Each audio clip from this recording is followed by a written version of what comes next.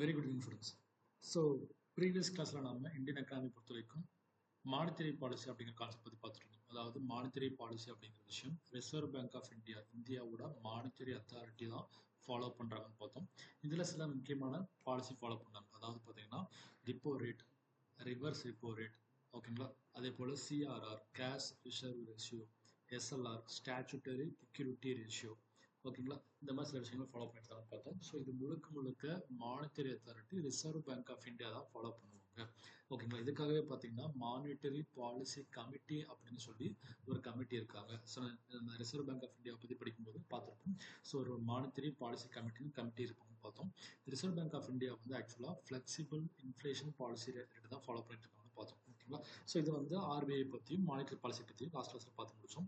இப்போ நம்ம தெரிஞ்சுக்க வேண்டிய விஷயம் பார்த்தீங்கன்னா ரிசர்வ் பேங்க் ஆஃப் இந்தியா ஒரு ஆக்ஷன் எடுக்கிறாங்க அப்படிங்கும்போது அதுக்கு ஈக்குவலாக ஸோ நாட்டில் வந்து இன்ஃப்ளேஷனை கண்ட்ரோல் பண்ணுறதுக்காக, மார்க்கெட்டில் மணி சப்ளை கண்ட்ரோல் பண்ணுறதுக்காக பார்த்தீங்கன்னா நம்ம கவர்மெண்ட் ஆஃப் இந்தியா ஒரு ஆக்ஷன் எடுப்பாங்க. அந்த ஆக்ஷன் இப்போ தான் பார்த்தீங்கன்னா வந்து ஸோ ஃபிஸ்கல் பாலிசின்னு சொல்லுவாங்க. ஸோ ஆர்பிஐ ஃபாலோ பண்ணுறது monetary policy, government of India follow பண்ணுற பாலிசி பேர் வந்து ஃபிஸ்கல் பாலிசின்னு சொல்லுவாங்க. அதை பற்றி தான் பார்க்க போகிறோம். ஸோ எப்படி Reserve Bank of India bank ரேட்டை வச்சு, ஓகே, ரிப்போ ரேட்டை அதிகப்படுத்தி ரிப்போ ரேட்டை குறைச்சு, ஓகேங்களா, சிஆர்ஆர் எஸ்எல்ஆர் பேஸ் பண்ணி நமக்கு எப்படி பணத்தை இன்ஃப்ளூயன்ஸ் பண்ணாங்களோ, மணி சப்ளை இன்ஃப்ளூயன்ஸ் பண்ணாங்களோ, அதே போல் கவர்மெண்ட் ஆஃப் இந்தியா எப்படி ஃபாலோ பண்ணுறாங்கன்னா இந்த யூஸ் ஆஃப் கவர்மெண்ட் என்ன பண்ணுறாங்க, ரெவென்யூ கலெக்ஷன் பண்ணுறாங்க, ஓகேவா. அதாவது பார்த்தீங்கன்னா முதல்ல படிச்சிருப்போம் டாக்ஸேஷன் படிச்சிருப்போம். ஸோ டாக்ஸேஷன் அப்படிங்கிறது சிட்டிசன்ஸ்க்கு வந்து ஸ்பெண்டிங், ஓகேவா. பட் அதுவே நம்ம கவர்மெண்ட்டுக்கு ரெவென்யூ. அதே போல் ஆப்போசிட் ஒரு கான்செப்ட் படித்தோம். அதாவது பார்த்தீங்கன்னா ட்ரான்ஸ்ஃபர் ஆஃப் பேமெண்ட்ஸ்னு படித்தோம். அந்த ட்ரான்ஸ்ஃபர் ஆஃப் பேமெண்ட்ஸ்னா ஸ்காலர்ஷிப், ஃபெல்லோஷிப் அப்படிங்கிற விஷயம். இதெல்லாமே கவர்மெண்ட்டுக்கு எக்ஸ்பெண்டிச்சர், பட் நமக்கு ரெவன்யூ, ஓகேவா. இப்போ கவர்மெண்ட் என்ன பண்ண போகிறாங்க, நம்மகிட்ட இருந்து பணத்தை ஃபுல்லாக எடுக்க போகிறாங்க, புல் பண்ணி எடுக்க போகிறாங்க. அதுக்கு அவங்க ஃபாலோ பண்ணுற பாலிசி பார்த்தீங்கன்னா வந்து டேக்ஸ் கலெக்ட் பண்ண போகிறாங்க. அதுதான் கவர்மெண்ட்டுக்கு ரெவன்யூவாக இருக்க போகுது, ஓகேங்களா. அப்படின்னு சொல்கிறாங்க பார்த்தீங்கன்னா கவர்மெண்டோட ரெவன்யூ கலெக்ஷன் அது எப்படி இருக்க போகுது, மெயின்லி டேக்ஸஸ் தான். பட் சம்டைம்ஸ் என்ன பண்ணுறாங்கன்னா நான் டேக்ஸ் பாலிசியும் ஃபாலோ பண்ணுறாங்க. ஃபார் எக்ஸாம்பிள் பார்த்தீங்கன்னா டிஸ்இன்வெஸ்ட்மெண்ட் அல்லது டைவெஸ்ட்மெண்ட்னு சொல்லுவாங்க, ஓகேவா. இந்த மாதிரி நிறைய விஷயங்கள் இருக்குது, டிவெஸ்ட்மெண்ட் இருக்குது, டிஸ்இன்வெஸ்ட்மெண்ட் இருக்குது, ஓகேவா. ஸோ இதெல்லாம் பார்த்தீங்கன்னா இப்போ எக்ஸாம்பிளுக்கு இப்படி சொல்லலாம், ஏர் இந்தியா அப்படிங்கிற விஷயத்தை பண்ணிட்டாங்கன்னா ரத்தன் டாட்டா, அந்த டாட்டா குரூப்ஸ்க்கே திரும்ப கொடுத்துட்டாங்க, ஓகேவா. ஸோ மொத்தம் ஏர் இந்தியாங்கிற விஷயம் பிஃபோர் இண்டிபெண்டன்ஸ் எப்படி இருந்துச்சுன்னா டாட்டாவோட ஒரு ஓன் குரூப்ஸாக இருந்துச்சு. டாட்டாவோட ஒரு கம்பெனி தான் ஏர் இந்தியாவே இருந்துச்சு. பட் என்ன பண்ணாங்க, இந்தியா இண்டிபெண்டன்ஸ்க்கு அப்புறம் வந்து அதை நேஷனலைஸ் பண்ணாங்க. பட் இப்போ என்ன பண்ணிட்டாங்க, திரும்ப ஏர் இந்தியாவோட வேல்யூ பல மடங்கு, பல கோடி ரூபா, ஓகேங்களா. ஸோ ஏன்னா அந்த ஏர் இந்தியாங்கிற பிராண்டுக்கு வேல்யூ இருக்குது, ஏர் இந்தியாவுடைய அந்த டைமிங்க்கு வேல்யூ இருக்குது, ஏர் இந்தியாவோட அந்த ஃபெசிலிட்டிஸ்க்கு வேல்யூ இருக்குது, ஏர் இந்தியா சர்வீஸ்க்கு வேல்யூ இருக்குது. அப்படின்னா அதோட மதிப்பு பல்லாயிரம் கோடி, ஓகேவா. இப்போ கவர்மெண்ட் என்ன பண்ணுறாங்க, இந்த ஏர் இந்தியாவை திரும்ப டாட்டா கிட்டே ஒப்படைக்கிறாங்க. அப்படி ஹேண்ட் ஓவர் பண்ணும்போது ஆயிரக்கணக்கான கோடி கிடைக்கும் இல்லையா, அது ஃபுல்லாக கவர்மெண்ட்டுக்கு ரெவன்யூ, ஓகேவா. அப்புறம் இருக்காங்க கவர்மெண்ட் தன்னுடைய ஓன் ப்ராப்பர்ட்டியை, நேஷனலிஸ்ட் ப்ராப்பர்ட்டியை திரும்ப வந்து டாட்டாட்ட ஹேண்ட் ஓவர் பண்ணுறாங்க. இப்போ கவர்மெண்ட்டுக்கு ரெண்டு விஷயமும் நடக்கும். என்ன விஷயம் பார்த்தீங்கன்னா கவர்மெண்ட் இனிமேல் ஏர் இந்தியாவை ப்ராப்பராக மெயின்டைன் பண்ண அவசியம் கிடையாது. கவர்மெண்ட்டுக்கு அந்த ஏர் இந்தியா மெயின்டெனன்ஸுக்கான செலவு குறைஞ்சிருச்சு ஒரு பக்கம். இன்னொரு பக்கம் ஏர் இந்தியாவை திரும்ப சேல்ஸ் பண்ணதுனால கவர்மெண்ட்டுக்கு பயங்கர காசு கிடைச்சது. இந்த மாதிரி பண்ணுறாங்களே, திரும்ப ஒரு ரெவன்யூ பல்க் எடுக்கிறாங்களே, அது பேர் பார்த்தீங்கன்னா டிஸ்இன்வெஸ்ட்மெண்ட்னு சொல்லுவாங்க, ஓகேங்களா. அப்போ ஆல்ரெடி பண்ணிட்டு இருந்த ஒரு ஷேர் என்ன பண்ணுறாங்க, குறைச்சிக்கிறாங்க. இந்த மாதிரி சில விஷயங்கள் பார்த்தீங்கன்னா கவர்மெண்ட்டுக்கு ரெவன்யூ அப்படின்னு விஷயம். டாக்ஸேஷன் மட்டும் கவர்மெண்ட்டுக்கு ரெவன்யூ கிடையாது, டாக்ஸேஷன் போகிறது டிஸ்இன்வெஸ்ட்மெண்ட், டிவெஸ்ட்மெண்ட் எல்லாமே வந்து கவர்மெண்ட்டுக்கு ரெவன்யூவாக தான் இருக்குது, ஓகேங்களா. இதெல்லாம் என்ன பண்ணுறாங்க, ஃபாலோ பண்ணுற பாலிசி பேர் தான் வந்து ஃபிஸ்கல் பாலிசின்னு சொல்லுவாங்க. அப்புறம் பேசிக்காக விஷயம் தெரிஞ்சிருப்போம், நம்ம எப்பவுமே ஒரு கண்ட்ரியை பொறுத்த வரைக்கும் சர்ப்ளஸ் அப்படிங்கிறது அதிகமாக இருக்கும், ரெவன்யூ அப்படிங்கிறது அதிகமாக இருக்கும், ஓகே, தேன் த எக்ஸ்பெண்டிச்சர், ஓகேவா. இப்போ நீங்களே வச்சு பாருங்களேன், ஒரு 1000 ரூபா சம்பாதிக்கிறீங்கன்னா, ஓகேவா, உங்கள் செலவு கம்மியாக இருந்தால் பிரச்சனை இல்லை, ஸ்மூத்தாக ரன் ஆகிட்டு இருக்கும். உங்கள் செலவு 800 ரூபா தான், பெர் டேக்கு உங்கள் செலவு 800 ரூபா தான். But you have earned 1000 rupees. அப்போ நீங்கள் எப்படி இருக்கீங்க, சர்ப்ளஸாக இருக்கீங்க, ஓகேவா. உங்களுடைய எக்ஸ்பெண்டிச்சர் கம்மியாக இருக்குது, அப்போ உங்களுக்கு வந்து பயங்கர ப்ராஃபிட், ஓகேங்களா. அது மாதிரி இருக்கும். என்ன சொல்கிறாங்கன்னா government receives more revenue than it spend, it is known as surplus. Government என்ன பண்ணணும், உங்களுக்கு பார்த்தீங்கன்னா அதிகமாக எக்ஸ்பெண்டிச்சர் இல்லாமல், ஓகேவா. ஸோ ரெவன்யூ அதிகப்படுத்தணும், எக்ஸ்பெண்டிச்சர் குறைச்சணும், அது பேர் சர்ப்ளஸ்ன்னு சொல்லுவாங்க. அதுக்கு ஆப்போசிட் டைம், அதாவது பார்த்தீங்கன்னா சொல்லுவாங்க இல்லையா, வரவு எட்டனா செலவு 10 சொல்லுவாங்க தமிழில், ஓகே. அதாவது பார்த்தீங்கன்னா வரக்கூடிய காசு 8 ரூபா தான், ஆனால் 10 ரூபாய்க்கு செலவு பண்ணிட்டு இருக்கோம். அப்போ என்னாச்சு, நம்ம வந்து கடனில் சிக்கியிருப்போம், ஓகே. அது பேர் பார்த்தீங்கன்னா டிஃபிசிட்னு சொல்லுவாங்க. அது பேர் பார்த்தீங்கன்னா பற்றாக்குறை, டிஃபிசிட்னு சொல்லுவாங்க, ஆப்போசிட் டைம். அதாவது if there is expenditure is more and பார்த்தீங்கன்னா உங்களுக்கான இன்கம் லெஸ்ஸாக வந்து பேர் வந்து டெஃபிசிட். இந்த மாதிரி கண்டிஷன் என்ன பண்ணுவாங்க பார்த்தீங்கன்னா கவர்மெண்ட் சில ஆக்ஷன் எடுப்பாங்க. கவர்மெண்ட்டுக்கு ரெவன்யூ வேணுங்கிறக்காக. பிகாஸ் கவர்மெண்ட்டுக்கு நிறைய எக்ஸ்பெண்டிச்சர் இருக்கு. ஃபார் எக்ஸாம்பிள் பார்த்தீங்கன்னா கவர்மெண்ட் ரோடு போட்டு தரணும், கவர்மெண்ட் ஸ்கூல் கட்டணும், காலேஜ் கட்டணும், பிரிட்ஜ் கட்டணும். இதெல்லாம் வந்து அவங்களுடைய இன்வெஸ்ட்மெண்ட்ல வரும். இதெல்லாம் இன்ஃப்ராஸ்ட்ரக்சர் இன்வெஸ்ட்மெண்ட்ல வந்துடும். கவர்மெண்ட் அதுபோக பார்த்தீங்கன்னா வந்து ஸோ ஆர்மியை மெயின்டைன் பண்ணணும், கவர்மெண்ட் இஸ்ரோ மெயின்டைன் பண்ணணும், நிறைய விஷயங்கள் இருக்கு. ஓகேங்களா? அதெல்லாம் பார்த்தீங்கன்னா வந்து இன்வெஸ்ட்மெண்ட்ல வந்துடும். ஓகே, என்ன பண்ணுறாங்க பார்த்தீங்கன்னா ஸோ கவர்மெண்ட்டுக்கு நிறைய செலவு இருக்கு இல்லையா? அதுக்கு என்ன பண்ணணும்? They have to earn more money and they have to spend less expenditure. ஓகேங்களா? இது என்ன பண்ணுறாங்கன்னா வந்து they are following some policy, it is known as fiscal பாலிசின்னு சொல்லி மெயின்டைன் பண்ணுறாங்க. ஓகே, அப்போ என்ன பண்ணுறாங்க பார்த்தீங்கன்னா இந்த ஃபிஸ்கல் பாலிசி மெயின்டைன் பண்ணுறதுக்கு அல்டிமேட் எய்ம்ஸ் என்னன்னு பார்த்தீங்கன்னா எக்கனாமிக் க்ரோத். ஏன்னா நிறைய காசு இருந்தால் தான் நிறைய செலவு பண்ண முடியும். ஓகேவா? இப்போ நான் என்ன பண்ணுறேன், நிறைய டேக்ஸ் போட்டு அதிகமாக இன்கம் இருந்தால் தான் நான் என் பீப்புளுக்கு என்ன பண்ண முடியும், ஹாஸ்பிட்டலோ இல்லை ஸ்கூலோ காலேஜோ இல்லை ஒரு ஃபேக்டரி கட்டி தர முடியும். ஓகே, அப்போ என்னன்னா அது மூலமாக எனக்கு எக்கனாமிக் க்ரோத் கிடைக்கும். ஓகேவா? அதே போல் ப்ரைஸ் ஸ்டெபிலிட்டி. இன்னொரு விஷயம் என்ன, நான் உங்கள்கிட்ட இருந்து காசை டேக்ஸ் போட்டு வசூல் பண்ணாதான் ஓகேவா உங்கள்கிட்ட காசு குறையும். யோசிச்சு பாருங்க, நீங்கள் 1 கோடி ரூபா சம்பாதிக்கிறீங்க. ஓகேவா? அந்த 1 கோடி என்ன பண்ணுவீங்க, நீங்கள் வந்து எனக்கு டேக்ஸாக கட்டினாதான். ஓகே, 1 கோடியில் வந்து ஒரு 10 lakh rupees டேக்ஸ் கட்டுறீங்கன்னு வச்சுக்கோங்களேன். அப்படின்னாச்சு உங்கள்கிட்ட இருந்தால் 10 lakh rupees நான் வந்து புல் பண்ணி எடுத்துட்டேன். இல்லாட்டி என்ன பண்ணுவீங்க, இந்த இஷ்டத்துக்கு செலவு பண்ணிட்டு இருப்பீங்க, ஃபாரின் ப்ராடக்ட்ஸாக வாங்கிட்டு இருப்பீங்க. இன்னொரு விஷயம் என்னன்னா, ஃபாரின் ப்ராடக்ட்ஸ் நம்ம நிறைய வாங்கிட்டு இருக்கோம் நீங்கள் பட்சத்தில் ஏன்னா நமக்கு ஆட்டோமேட்டிக்காக நம்ம மணி வேல்யூ குறைஞ்சிரும். ஓகேங்களா? இதான் கான்செப்ட். ரீசெண்டாக பார்த்தீங்கன்னா வந்து ஒரு 2 years பேக் என்னாச்சுன்னு பார்த்தீங்கன்னா வந்து ஸோ நம்ம ஆக்டர் விஜய்லாம் இருக்காங்களே, ஆக்டர் விஜய் தனுஷ்ல என்ன பண்ணாங்கன்னா நாங்கள் ஒரு ரோல்ஸ் ராய்ஸ் கார் வாங்க போகிறோம், அதுக்கு டேக்ஸ் இல்லாமல் கொடுங்கன்னாங்க. ஓகே, பட் கவர்மெண்ட் ஆஃப் இந்தியாவில் சொல்லிட்டாங்கன்னா வந்து கவர்மெண்ட் ஆஃப் இந்தியாவும் கோர்ட்னு சொல்லிட்டாங்கன்னா ஸோ டேக்ஸ் அப்படிங்கிறது compulsory contribution have to pay இட்னு சொல்லி அதுக்கு கேஸை முடிச்சு விட்டாங்க. அப்போ எதுக்கு சொல்கிறேன் பார்த்தீங்கன்னா அவங்க அதிகமாக சம்பாதிக்கிறது பிரச்சனை இல்லை, ஆனால் என்ன அவங்க அதிகமாக சம்பாரித்து டேக்ஸ் கட்டாமல் விட்டாங்கன்னா அது இந்த மாதிரி ஃபாரின் ப்ராடக்ட்ஸ் வாங்கிட்டு இருப்பாங்க. அப்போ என்ன பண்ணுறாங்க, அதிகமாக ஃபாரின் டிபெண்ட் வேண்டியதாக போயிடும். இந்த மாதிரி பிரச்சனை இருக்கு இல்லையா? அப்போ என்ன பண்ணுறாங்கன்னா நாட்டில் மணி சப்ளைங்கிறது கம்மியாக இருக்கணும். அது என்ன பண்ணுறாங்க, they are following the price ஸ்டெபிலிட்டியை ஃபாலோ பண்ணுறதுக்கும் ஃபிஸ்கல் பாலிசியை ஃபாலோ பண்ணுறாங்க. ஓகேங்களா? சொல்கிறாங்க பாருங்க, when there is inflation is too high. அப்படின்னா நாட்டில் விலைவாசி ரொம்ப ஏறிச்சுன்னா பணக்காரன் சமாளிச்சிடும், பட் சாதாரண மக்களால் வாங்க முடியாது, அஃபோர்டபுளாக இருக்காது. ஓகேங்களா? அப்படின்னு சொல்கிறாங்க, இன்ஃப்ளேஷன் டூ ஹையாக இருக்கிற பட்சத்தில் என்ன பண்ணணும், அதை நம்ம கண்ட்ரோல் பண்ணணும். அதுக்கு என்ன பண்ணுறாங்க அவங்க கவர்மெண்ட் ஆஃப் இந்தியா ஃபிஸ்கல் பாலிசிங்கிற விஷயத்தை ஃபாலோ பண்ணுறாங்க. ஓகேவா? அதே போல் கவர்மெண்ட்டுக்கு நிறைய ரெவன்யூ கிடைச்சா என்ன பண்ணுவாங்க, they are investing in more. Okay, அப்படின்ற பார்த்தீங்கன்னா கவர்மெண்ட் ஆஃப் இந்தியா வந்து ஃபுல் எம்ப்ளாய்மெண்ட்டாக கொடுக்க முடியும் மக்களுக்கு.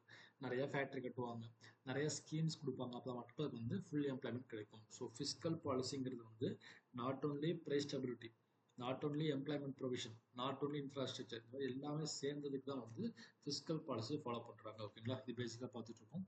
ஸோ அடுத்து நம்ம தெரிஞ்சுக்க விஷயம் பார்த்தீங்கன்னா ஆல்ரெடி சொன்ன விஷயம் தான், ஆப்ஜெக்டிவ் கொடுத்துருக்காங்க. அடுத்தது இது போக வேற என்னென்ன ஆப்ஜெக்டிவ்ஸ் ஃபாலோ பண்ணுறாங்கன்னு ஜஸ்ட் ஜஸ்ட் அப்சர்வ் பண்ணீங்க. இந்த மாதிரி சிம்பிளான கொஸ்டின் கேட்க மாட்டாங்க. ஓகேவா?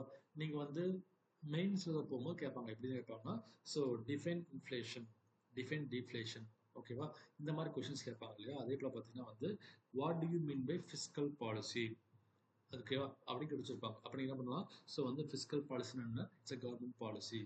ஓகேவா? இந்த இடத்துல control the inflation among the market. ஓகேவா? ஸோ ஃபிஸ்கல் பாலிசி எப்படி ஃபாலோ பண்ணுறாங்க, பை டாக்ஸேஷன். ஓகேவா? By the calculating of expenditure and revenue. ஓகேவா? இந்த மாதிரி நீங்கள் டிஃபினேஷன் எழுதி முடிச்சுட்டு அடுத்த ஆப்ஜெக்டிவ் வந்து ஒரு 5 பாயிண்ட் தெளிவாக இருந்தால் போதும். ஓகே, ஜஸ்ட் சின்ன சின்ன 5 பாயிண்ட் எழுதிக்கங்க. அதுதான் நம்ம பார்த்துருக்கோம், எக்கனாமிக் க்ரோத் பார்த்துருக்கோம், ப்ரைஸ் ஸ்டெபிலிட்டி பார்த்துருக்கோம், அதே போல் இன்இக்வாலிட்டி. யோசிச்சு பார்த்தா எப்படி இருக்கும்னா, பணக்காரன் நிறைய சம்பாரிச்சே இருப்பான், லேபர் பார்த்தீங்கன்னா சம்பளம் கம்மியாகிட்டே இருக்கும். அப்படின்னா அது ஒரு பெரிய இன்இக்வாலிட்டி கிரியேட் ஆகும். பணக்காரன்ட்ட நிறைய கார் இருக்கும், நிறைய ஃபாரின் ப்ராடக்ட்ஸ் இருக்கும், நம்மகிட்ட பார்த்தீங்கன்னா எந்த ஒரு பேசிக் ஃபெசிலிட்டியுமே இருக்காது. அப்படின்னா ஒரு பெரிய கேப் கிரியேட் ஆகுது இல்லையா? அதெல்லாம் பார்த்தீங்கன்னா சோசியலில் வந்து ஒரு பெரிய கிரைமை கிரியேட் பண்ணி விட்டுரும். ஓகேங்களா? பெரிய ஒரு கிரைசிஸை கிரியேட் பண்ணுவோம். அதான் என்ன பண்ணுறாங்க, ஸோ வந்து இந்த இன்இக்வாலிட்டி ரெடியூஸ் பண்ணுறதும் நம்ம அல்டிமேட் டார்கெட்டாக இருக்குது. அடுத்த விஷயம் என்ன, ஸோ கன்சம்ஷனை கண்ட்ரோல் பண்ணணும். யோசிச்சு பாருங்க, நீங்கள் 1 கோடி சம்பாதிக்கிறீங்க ஆஸ் அ ஓனராக, ஆஸ் அ பிஸ்னஸ் மேன், நீங்கள் 1 crore rupees சம்பாதிக்கிறீங்க. அப்போ என்னாச்சுன்னா கவர்மெண்ட் டேக்ஸ் கூட மட்டும் பண்ணியிருப்பீங்க, நீங்கள் 1 crore rupees இஷ்டத்துக்கு செலவு பண்ணிட்டே இருப்பீங்க. ஓகே, அப்போ நீங்கள் இஷ்டத்துக்கு செலவு பண்ணுறீங்க ஒரே காரணத்தினால என்ன ஆகும், ஆட்டோமேட்டிக் மார்க்கெட்டில் விலை ஏறிடும். ஓகேவா? அப்போ என்னாச்சு, சாதாரண மக்களால் அதை அஃபோர்ட் பண்ணி வந்த பொருளையும் வாங்க முடியாது. இப்போ யோசிச்சு பாருங்களேன், சிம்பிள் லாஜிக் தான். சென்னையில் ECRனு ஒரு ரோடு இருக்குது, அதாவது பார்த்தீங்கன்னா ஈஸ்ட் கோஸ்ட் ரோடு, கிழக்கு கடற்கரை சாலைன்னு ஒரு ரோடு இருக்குது. அந்த ரீஜன் பார்த்தீங்கன்னா ஒரு 10 வருஷத்துக்கு முன்னாடி 30 வருஷத்துக்கு முன்னாடி பார்த்தீங்கன்னா வந்து சாதாரணமாக ஒரு அவுட்டர் ஏரியாவாக இருந்த வியூ அது. ஓகேவா? பட் இப்போ என்னாச்சு ஐடி கம்பெனிஸ் அங்கே வர வர வர என்னாச்சுன்னு பார்த்தீங்கன்னா அங்கே இருக்கக்கூடிய லேண்டோட வேல்யூ பல மடங்கு ஏறி போச்சு. ஓகேங்களா? அப்போ என்னாச்சு சாதாரண மக்களால் அந்த லேண்டை போய் வாங்க முடியாது, பர்ச்சேஸ் பண்ண முடியாது. IT company can afford it to purchase land. Okay, but சாதாரண வாங்க முடியாது இல்லையா? அப்போ என்னாச்சு பணக்காரன் பெரிய அளவுக்கு பர்ச்சேஸ் பண்ணுறான், ஏழையால பர்ச்சேஸே பண்ண முடியாமல் போயிடும். அப்போ என்ன பண்ணுறாங்க அந்த கண்ட்ரோலை கன்சப்ஷன் குறைக்கணும் நம்ம. ஓகேவா? அதான் கொடுத்துருக்காங்க. அதே போல் பண்ணுறாங்க. ஸோ கவர்மெண்ட்டுக்கு இன்வெஸ்ட்மெண்ட் நிறைய நடக்கும். அதுக்கு என்ன பண்ணுறாங்க கவர்மெண்ட் வந்து டேக்ஸ் போடுறாங்க. ஓகேவா? அதுக்கான விஷயம் என்ன பண்ணுறாங்க. ஸோ வந்து இந்த டேக்ஸ் எப்படி இருக்கும் ப்ராக்ரஸிவ் டேக்ஸாக இருக்கும். நம்ம லாஸ்ட் கிளாஸ்லேயே பார்த்துருப்போம் டேக்ஸ் பற்றி படிக்கும்போது. ஸோ ப்ராக்ரஸிவ்னு ஒரு டேக்ஸ் இருக்குது, ரிக்ரெசிவ்னு ஒரு டேக்ஸ் இருக்குலாம் படித்தோம். ஓகேவா? ஸோ ப்ராக்ரஸ்னு அர்த்தம் உங்களுடைய டேக்ஸ் உங்களுடைய இன்கம் அதிகமாக அதிகமாக tax also will become higher. ஓகேவா? நீங்கள் 1,00,000 சம்பாதிக்கிறீங்களா 10,000 டேக்ஸ் கட்டணும். 2,00,000 சம்பாதிக்கிறீங்களா 20,000 டேக்ஸ் கட்டணும். ஓகேவா? 3,00,000 சம்பாதிச்சா 30,000 டேக்ஸ் கட்டணும். இப்போ என்ன உங்களுடைய இன்கம் அதிகமாக உங்களோட டேக்ஸ் அதிகமாக இருக்கிறது ப்ராக்ரஸிவ் டேக்ஸ்னு சொல்லுவாங்க. ஓகேவா? இது பேசிக்காக பார்த்து முடிச்சோம். அப்போ என்ன பண்ணுறாங்க உங்களோட இன்கம் அதிகமாக உங்களுக்கு வந்து டேக்ஸும் அதிகப்படுத்தியே போவாங்க. ஓகேங்களா? அது அப்போ பண்ணுவாங்க உங்களுக்கு இருக்க பணத்தை வந்து சக் பண்ணி எடுக்க முடியும். ஓகேவா? புல் பண்ணி எடுக்க முடியும். ஓகேங்களா? அதை என்ன பண்ணுறாங்க பார்த்தீங்கன்னா வந்து ஸோ ப்ராக்ரஸிவ் டேக்ஸை ஃபாலோ பண்ணுறாங்க. அடுத்த விஷயம் the exemption from the taxes provided to the vulnerable classes. Okay, யோசிச்சு பாருங்க. இப்போ நான் நேற்று வரைக்கும் 1000 சம்பாதிச்சிருக்கேன். ஓகேவா? என்னோட வீக்லி இன்கமே 1000 தான். ஓகே, இப்படி வந்து நினச்சிக்காதீங்க. ஸோ ஈவன் இந்தியாவில் இப்போவும் பார்த்தீங்கன்னா ரொம்ப ரொம்ப லோவஸ்ட் பார்டரில் ஒர்க் பண்ணுற பீப்புள் இருக்காங்க. ஒரு 2 டேஸ்க்கு முன்னாடி பார்த்தீங்கன்னா ரிப்போர்ட் ரிலீஸ் ஆயிருக்கு. ஓகேவா? ஸோ பார்த்தீங்கன்னா ஹங்கர் பெஸ்ட் ரிப்போர்ட் ரிலீஸ் ஆயிருக்கு. தமிழ்நாட்டில் 97% ஆஃப் பீப்புள் டெய்லியுமே த்ரீ வேளை 3 வேளை ஃபுட்டை வந்து கன்சியூம் பண்ணுறாங்க அப்படின்னு சொல்கிறாங்க. அதே உத்தரப்பிரதேஷ் குஜராத்லேயும் பார்த்தீங்கன்னா ஈவன் இப்போ கூட பார்த்தீங்கன்னா 30% ஆஃப் பீப்புள் தான் 3 வேளையும் ஃபுட்டை அஃபோர்ட் பண்ண முடியுது, ஆனால் பர்ச்சேஸ் பண்ண முடியுதுன்னு சொல்லி ரிப்போர்ட் வந்திருக்கு. ஓகேங்களா? அப்போ என்ன விஷயம் ஸோ அந்த மக்கள் பார்த்தீங்கன்னா இப்போவும் ஏழ்மை நிலையில் வாழ்கிற மக்கள் இருக்காங்க. இப்போ they are still poor. Okay, they can't afford to purchase the food இந்த மாதிரி இருக்காங்க. அப்போ என்ன பண்ணுறாங்க இந்த மாதிரி மக்களோட இன்கம் அதிகமாச்சு அப்படிங்கிறதுக்காக நம்ம டேக்ஸ் பண்ண முடியாது. அப்போ என்ன பண்ணுறாங்க they are providing some exemption okay for the vulnerable section of people. ஓகேவா? ஏன்னா காணாமல் பாதிக்கப்பட்டே மக்கள் இருக்காங்க அவங்களாம். ஓகேவா? ஓல்டேஜாக இருக்கட்டும், விமனாக இருக்கட்டும், இல்லாட்டி டிரான்ஸ்ஜெண்டராக இருக்கட்டும், இல்லாட்டி பார்த்தீங்கன்னா எஸ்சி பீப்புளாக இருக்கட்டும், இதெல்லாம் வந்து ரொம்ப வருஷமாக ஒவ்வொரு ஜென்ரேஷனாக பார்த்தீங்கன்னா பாதிக்கப்பட்டிருக்காங்க. அவங்களுக்கு வந்து நம்ம ஸோ ஓரளவுக்கு எக்ஸம்ஷன் தராங்க. தமிழ்நாட்டில் வந்து 1967-69 வந்து ஸோ நம்மளுடைய அறிஞர் அண்ணாங்கிறவர் வந்து சிஎம்மாக இருந்தார் இல்லையா? அப்படின்னு சொல்ல பார்த்தீங்கன்னா வரி என்பது இருப்போர் கொடுக்க வேண்டும், இல்லாதவர் பயன்பெற வேண்டும் சொல்லியிருப்பாரு. அதே லாஜிக் தான். இப்போ டேக்ஸ் எவன்ட்டு அவன் கலெக்ட் பண்ணிக்கலாம். எவனுக்கு இல்லையோ வரி கட்டுறதுக்கு வழி இல்லையோ எவன்ட்ட இன்கம் இல்லையோ அவன் வந்து என்ஜாய் பண்ணிட்டு போட்டோம். நம்ம டேக்ஸ் கட்டுறது இல்லை, என்ன பண்ணுறோம் பட் ரோட்டில் ட்ராவல் பண்ணிட்டு தான் இருக்கும். நம்ம டேக்ஸ் கட்டுறது இல்லை பட் ஸ்ட்ரீட் லைட் நம்ம எரிஞ்சிட்டு தான் இருக்குது அப்படின்னு சொல்கிறாங்க. எவன்ட்ட இன்கம் இருக்கோ அவன் கலெக்ட் எவன்ட்ட வாங்கிக்கலாம், இல்லாத மக்கள் பெனிஃபிட்டான்னு சொல்கிறாங்களே அதே கான்செப்ட் தான். We are providing exemption to the vulnerable classes in order to pay the taxes. ஓகேவா? அடுத்து சொல்கிறாங்க they are imposing high tax for the luxurious good. ஓகேவா? நீங்கள் நெசசரி ப்ராடக்ட் வாங்குறீங்கன்னா டேக்ஸ் இருக்காது. ஓகேவா? இல்லாட்டி 5% டேக்ஸ் இருக்கும். இதே வந்து எக்ஸ்ட்ரீம் ப்ராடக்ட்ஸ் வாங்குறீங்க லக்ஸரி ப்ராடக்ட்ஸ் வாங்குறீங்கன்னா அதுக்கான டேக்ஸ் 28% இருக்கும். பிகாஸ் இந்தியாவில் ஜிஎஸ்டி வந்து 28%. ஓகேவா? அப்போ லக்ஸரி ப்ராடக்ட்ஸில் எப்படி இருக்கும் பார்த்தீங்கன்னா டேக்ஸ் வந்து மேக்ஸிமம் 28% தான் கொடுத்துருப்பாங்க. ஓகேவா? ஸோ அதே போல் இந்த டேக்ஸ் போடுறாங்க இல்லையா ப்ராப்பராக ஆடிஷன் வருது இல்லையா அப்படின்னா we are going to discourage the unearned income. அதாவது வேலையே செய்யாமல் பிளாக் மணி ரிசீவ் பண்ணுறாங்களா அந்த பிளாக் மணி ஃபுல்லாக கண்ட்ரோல் பண்ண முடியும். இப்போ வச்சு பார்த்தீங்கன்னா ஒரு காலத்தில் ஜிஎஸ்டி ப்ராப்பராக யாரும் பே பண்ணவே கிடையாது. பட் இப்போ என்னாச்சு எல்லாருமே டிஜிட்டல் இந்தியாவாக மாறிடுச்சு. எல்லாருமே ப்ராப்பராக என்ன பண்ணுறோம் ஜிபே ஃபுட் பே பண்ணுறோம். ஓகே, அப்படின்னாச்சு ஒருத்தர் அக்கௌண்ட்டில் வந்து ஈவன் ₹1 பே ஆனாலுமே அக்கௌண்ட்டில் கிரெடிட் ஆகிட்டே இருக்குது.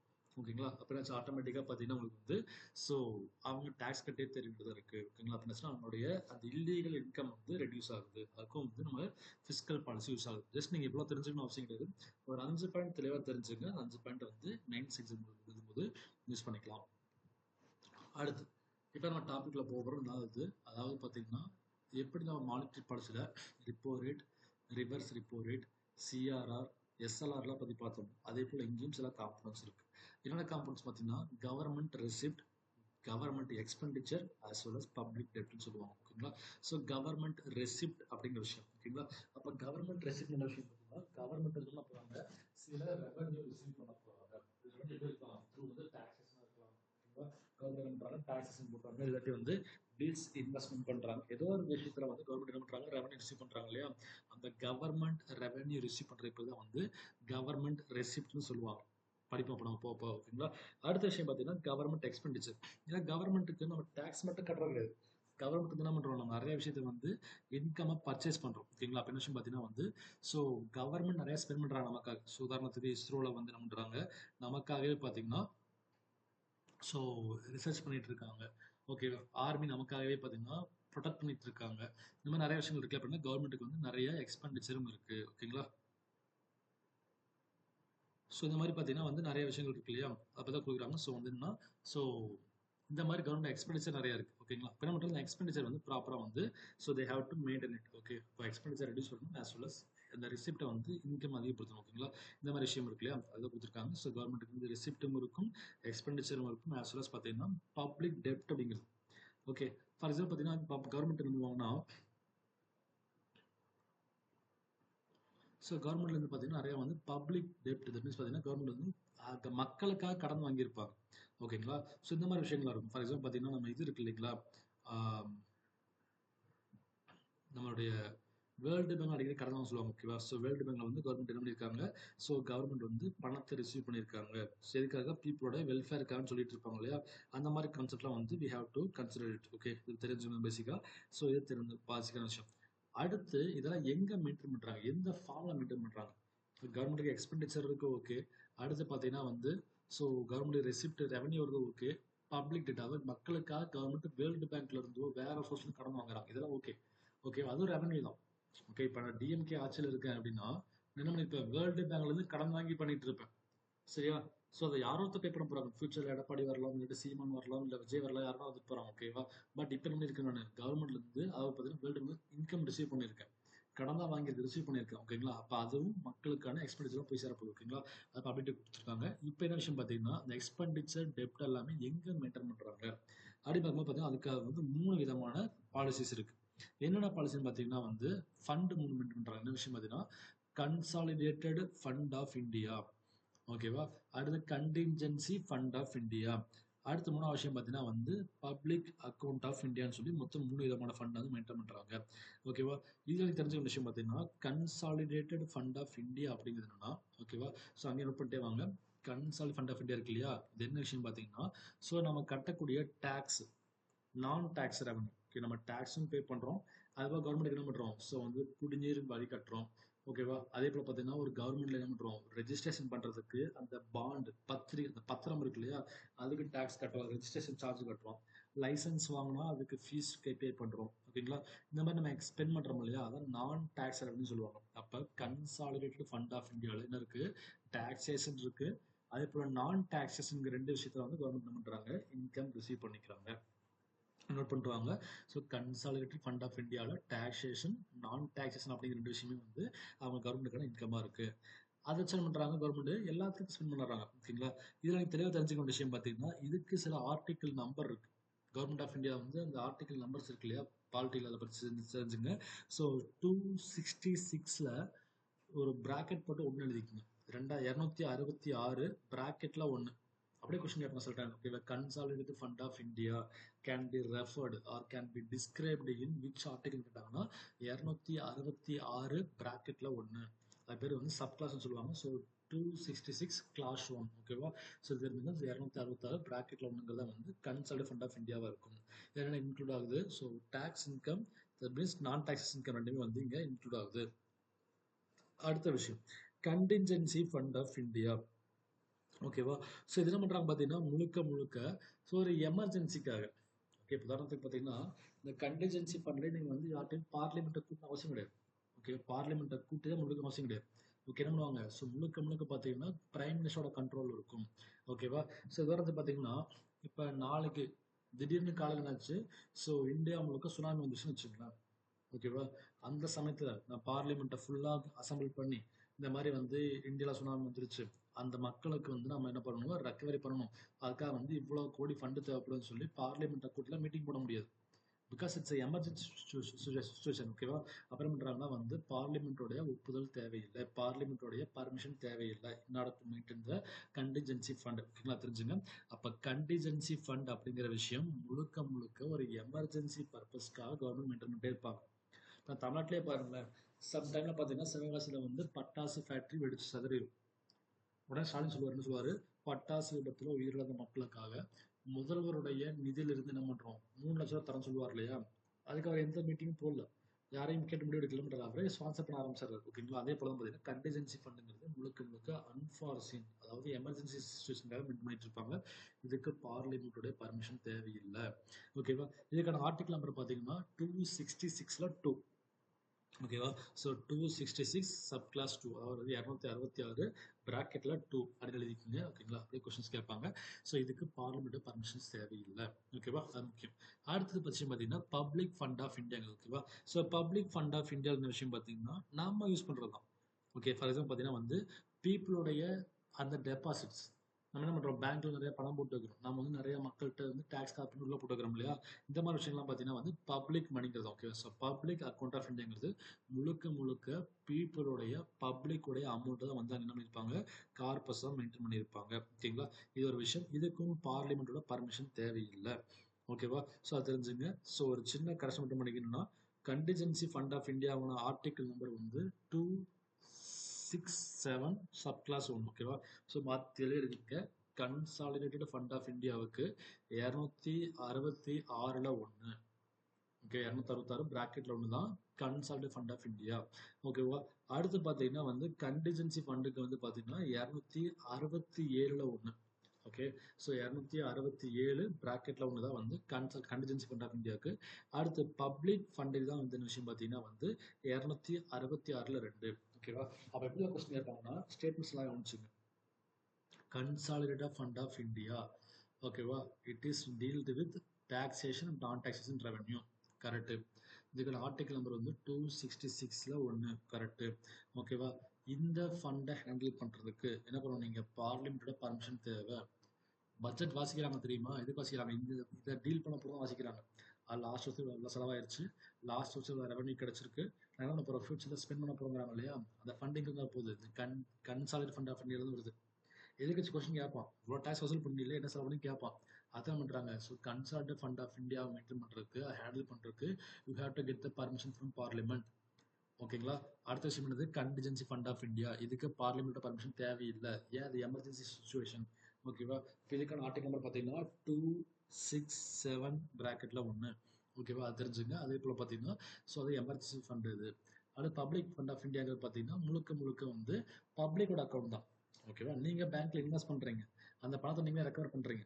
இப்போ சொல்ல முடியும், யோசிச்சு பாருங்க, ராமசாமி வந்து ஸ்டேட் பேங்க் ஆஃப் இந்தியாவில் 1000 கோடி இன்வெஸ்ட் பண்ணியிருக்காரு. அந்த 1000 கோடியை வந்து நாளைக்கு வித்ட்ரா பண்ணுறதுக்கு கேட்குறாரு. இதுக்கு வந்து பார்லிமெண்ட் முடிவு எடுப்பாங்களா? கிடையாது. பிகாஸ் அது உங்கள் ஃபண்டை நீங்கள் திரும்ப எடுக்க போகிறீங்க, உங்கள் இன்வெஸ்ட்மெண்ட் திரும்ப ரெக்கவர் பண்ண போகிறீங்க. ஓகேவா? அதுக்கு பார்லிமெண்ட் பர்மிஷன் தேவையில்லை. அப்போ இந்த among the 3 funds which fund need parliament permission, நமக்கு கன்சாலிடேட்டட் ஃபண்ட் ஆஃப் இந்தியாவுக்கு தான் பார்லிமெண்ட் பர்மிஷன் தேவை. மற்ற 2 ஃபண்டுக்கும் பர்மிஷன் தேவை கிடையாது. இதெல்லாம் தெரிவிச்சுங்க. பட் இதில் என்ன விஷயம் பார்த்தீங்கன்னா வந்து இந்த கண்டிஜென்சி ஃபண்ட் இருக்கு இல்லையா, அதை நீங்கள் ஸ்பெண்ட் பண்ணுறதுக்கு பர்மிஷன் தேவையில்லை. பட் ரிப்போர்ட்டை மட்டும் சப்மிட் பண்ணால் போதும். இந்த மாதிரி சொல்லலாம், சுனாமி வந்துருச்சு அப்படிங்கிற பட்சத்தில் நீங்கள் அதை வந்து நம்ம தேவையில்லை, உடனே மீட்டிங் போட்டு இந்த ஃபண்ட் எவ்வளோ வேணும்னு சொல்லி முடிவெடுக்க தேவையில்லை. பட் என்ன பண்ணலாம், சுனாமியெல்லாம் ரெக்கவர் பண்ணி முடிச்சதுக்கப்புறம் நான் 1000 கோடி செலவு பண்ணிட்டேன்னு அந்த ஜஸ்ட் ஆஃப்டர் த எக்ஸ்பெண்டிச்சர் நீங்கள் ரிப்போர்ட் பண்ணால் மட்டும் போதும். ஓகேங்களா? அதில் தெரிஞ்சுங்க, 3 ஃபண்டில் கன்சாலிடேட் ஃபண்ட் ஆஃப் இந்தியாவுக்கு தான் உங்களுக்கு என்ன தங்க பர்மிஷன் தேவை, மற்ற 2 ஃபண்டுக்கும் பர்மிஷன் தேவை கிடையாது. ஆர்டிகல் நம்பர் தெளிவாக தெரிஞ்சுங்க, ஒவ்வொன்றோட பர்பஸும் தெரிஞ்சுங்க. ஓகேவா? அப்படியே கொஸ்டின் கேட்பாங்க. இந்த டேட்டா அந்த சைடில் ரொம்ப முக்கியமான விஷயமே கடைசியில் இருக்கக்கூடிய விஷயம் தான், தெளிவாக பண்ணி வச்சுருங்க. ஓகேங்களா? அடுத்து பார்க்கும்போது ஓகே, ஸோ கவர்மெண்டோடைய ரெசிப்ட் எக்ஸ்பென்ஸ் எல்லாம் பார்த்தோம் இல்லையா? அதில் என்ன விஷயம் பார்த்தீங்கன்னா 2ஆக பிரிக்கிறாங்க. ஸோ ரெவன்யூ ரெசிப்ட், இன்னொன்று கேபிட்டல் ரெசிப்ட். ஓகேங்களா? எக்ஸ்பெண்டிச்சர் ரெசிப்ட் பார்த்தீங்கன்னா வந்து ரெவன்யூ ரெசிப்ட், இன்னொரு விஷயம் பார்த்தீங்கன்னா கேபிட்டல் ரெசிப்ட் பிரிக்கிறாங்க. ஸோ ரெவன்யூ ரெசிப்ட் பார்த்தீங்கன்னா கொஞ்சம் லிட்டில் அமௌண்ட் வரும், அது உங்களுக்கு ஒரு ரெவன்யூ கிரியேட் பண்ணி தரும் கவர்மெண்ட்டுக்கு. ஓகேங்களா? அப்படிப்பட்ட விஷயம் பார்த்தீங்கன்னா ரெவன்யூ ரெசிப்ட் சொல்லுவாங்க. இது 2ஆக பிரிக்கிறாங்க. ஒன்று டேக்ஸ் ரெவன்யூ, இன்னொன்று நான் டேக்ஸ் ரெவன்யூ. ஓகேங்களா? ஆல்ரெடி தெரிஞ்சுக்கணும், நமக்கு டாக்ஸேஷன் அப்படிங்கிறத பார்த்துட்டு இருக்கு. ஸோ ஒரு எஸ்டிமேட் அப்படிங்கிறது மீனிங் தரும். பிகாஸ் டேக்ஸை வச்சு தான் நம்ம ஃபியூச்சரில் எவ்வளோ ஸ்பெண்ட் பண்ண போகிறோம்னு எஸ்டிமேட் பண்ண போகிறோம். 2ஆக பிரிச்சுருக்காங்க. வழக்கமாக வந்து ஆல்ரெடி பார்த்தது தான் direct tax, indirect tax. Direct tax அர்த்தம் those tax we cannot be transferred to some other. நாம தான் பே பண்ணி ஆகணும். எனக்கு இன்கம் நான் தான் பே பண்ணி ஆகணும். என்னோட வெல்த்துக்கு நான் தான் பே பண்ணணும். என்னோட கிஃப்ட் நான் தான் பே பண்ணணும். ஓகேவா? So income tax, wealth tax, gift டேக்ஸ்லாம் எங்கே இருக்கும்? டைரக்ட் டேக்ஸில் இருக்கும். இன்டைரக்ட் டேக்ஸ் என்ன விஷயம்? those tax can be transferred to some other. ஆள் சொல்லியிருப்போம், சரவணா ஸ்டோர்ஸ் அண்ணாச்சி இருக்காருன்னா அவருக்கான பிஸ்னஸ்க்கு அவர் தான் டேக்ஸ் கட்டியிருக்கணும். பட் அவர் என்ன பண்ணுறாரு, ஒவ்வொரு ஷர்ட்டு பேண்ட்லையும் 2 ரூபா 3 ரூபா வந்து டேக்ஸ் அதிகப்படுத்தி வித்துறாரு நம்மகிட்ட. அப்போ நாம என்ன பண்ணுறோம், அந்த அண்ணாச்சிக்கு பதிலாக நாம பே பண்ணிட்டு இருக்கோம் டேக்ஸை. ஓகே, அப்புறம் இருக்காரு, he transferred those amount taxation to all the customers. இந்த மாதிரி வேற ஒருத்தருக்கா பே பண்ணுறோம்ல நாம, அதுக்கு பதிலாக இன்டைரக்ட் டேக்ஸ்னு சொல்லுவாங்க. ஓகேவா? எக்ஸாம்பிள் பார்த்தீங்கன்னா ஜிஎஸ்டி முதற்கொண்டு இன்டைரக்ட் டேக்ஸஸ் தான். ஓகேவா? அடுத்து நான் டேக்ஸ் ரெவன்யூ அர்த்தம் கவர்மெண்ட்டுக்கு டேக்ஸ் தவிர வரக்கூடிய மீது எல்லாமே நான் டேக்ஸ் தான். ஃபார் எக்ஸாம்பிள் என்ன பண்ணுறோம், ஸோ கவர்மெண்ட் ஸ்கூலில் போயிட்டு ஃபீஸ் கட்டுறோம், இல்லாட்டி கவர்மெண்ட் ரோடு யூஸ் பண்ணுறதுக்கு ஃபீஸ் கட்டுறோம், டோல்கேட்டில் டேக்ஸ் கட்டுறோம். ஓகே, இந்த மாதிரி பார்த்தீங்கன்னா வந்து டேக்ஸ் கட்டுறோம். தட் மீன்ஸ் கவர்மெண்ட்டை தவிர அந்த டேக்ஸ் மீது பே பண்ணுறோம் இல்லையா, அதெல்லாமே வந்து இந்த மாதிரி வரும். ஸோ உதாரணத்துக்கு கோயிலுக்கு போகிறீங்க, அது கவர்மெண்ட் கோயில் தான், அந்த லைனில் பே பண்ணுறீங்க. ஓகேவா? அடுத்து கார் பார்க்கிங் பே பண்ணுறீங்க, ஒரு பத்திரம் பதிவு பண்ணுறதுக்கு பே பண்ணுறீங்க. இந்த மாதிரி விஷயங்கள் இருக்குல்ல, எல்லாமே பார்த்தீங்கன்னா வந்து நான் டேக்ஸ் ரெவன்யூன்னு சொல்லுவாங்க. ஓகே, அடுத்த விஷயம் பார்த்தீங்கன்னா கேபிட்டல் ரிசிப்ட் அப்படிங்கிறது.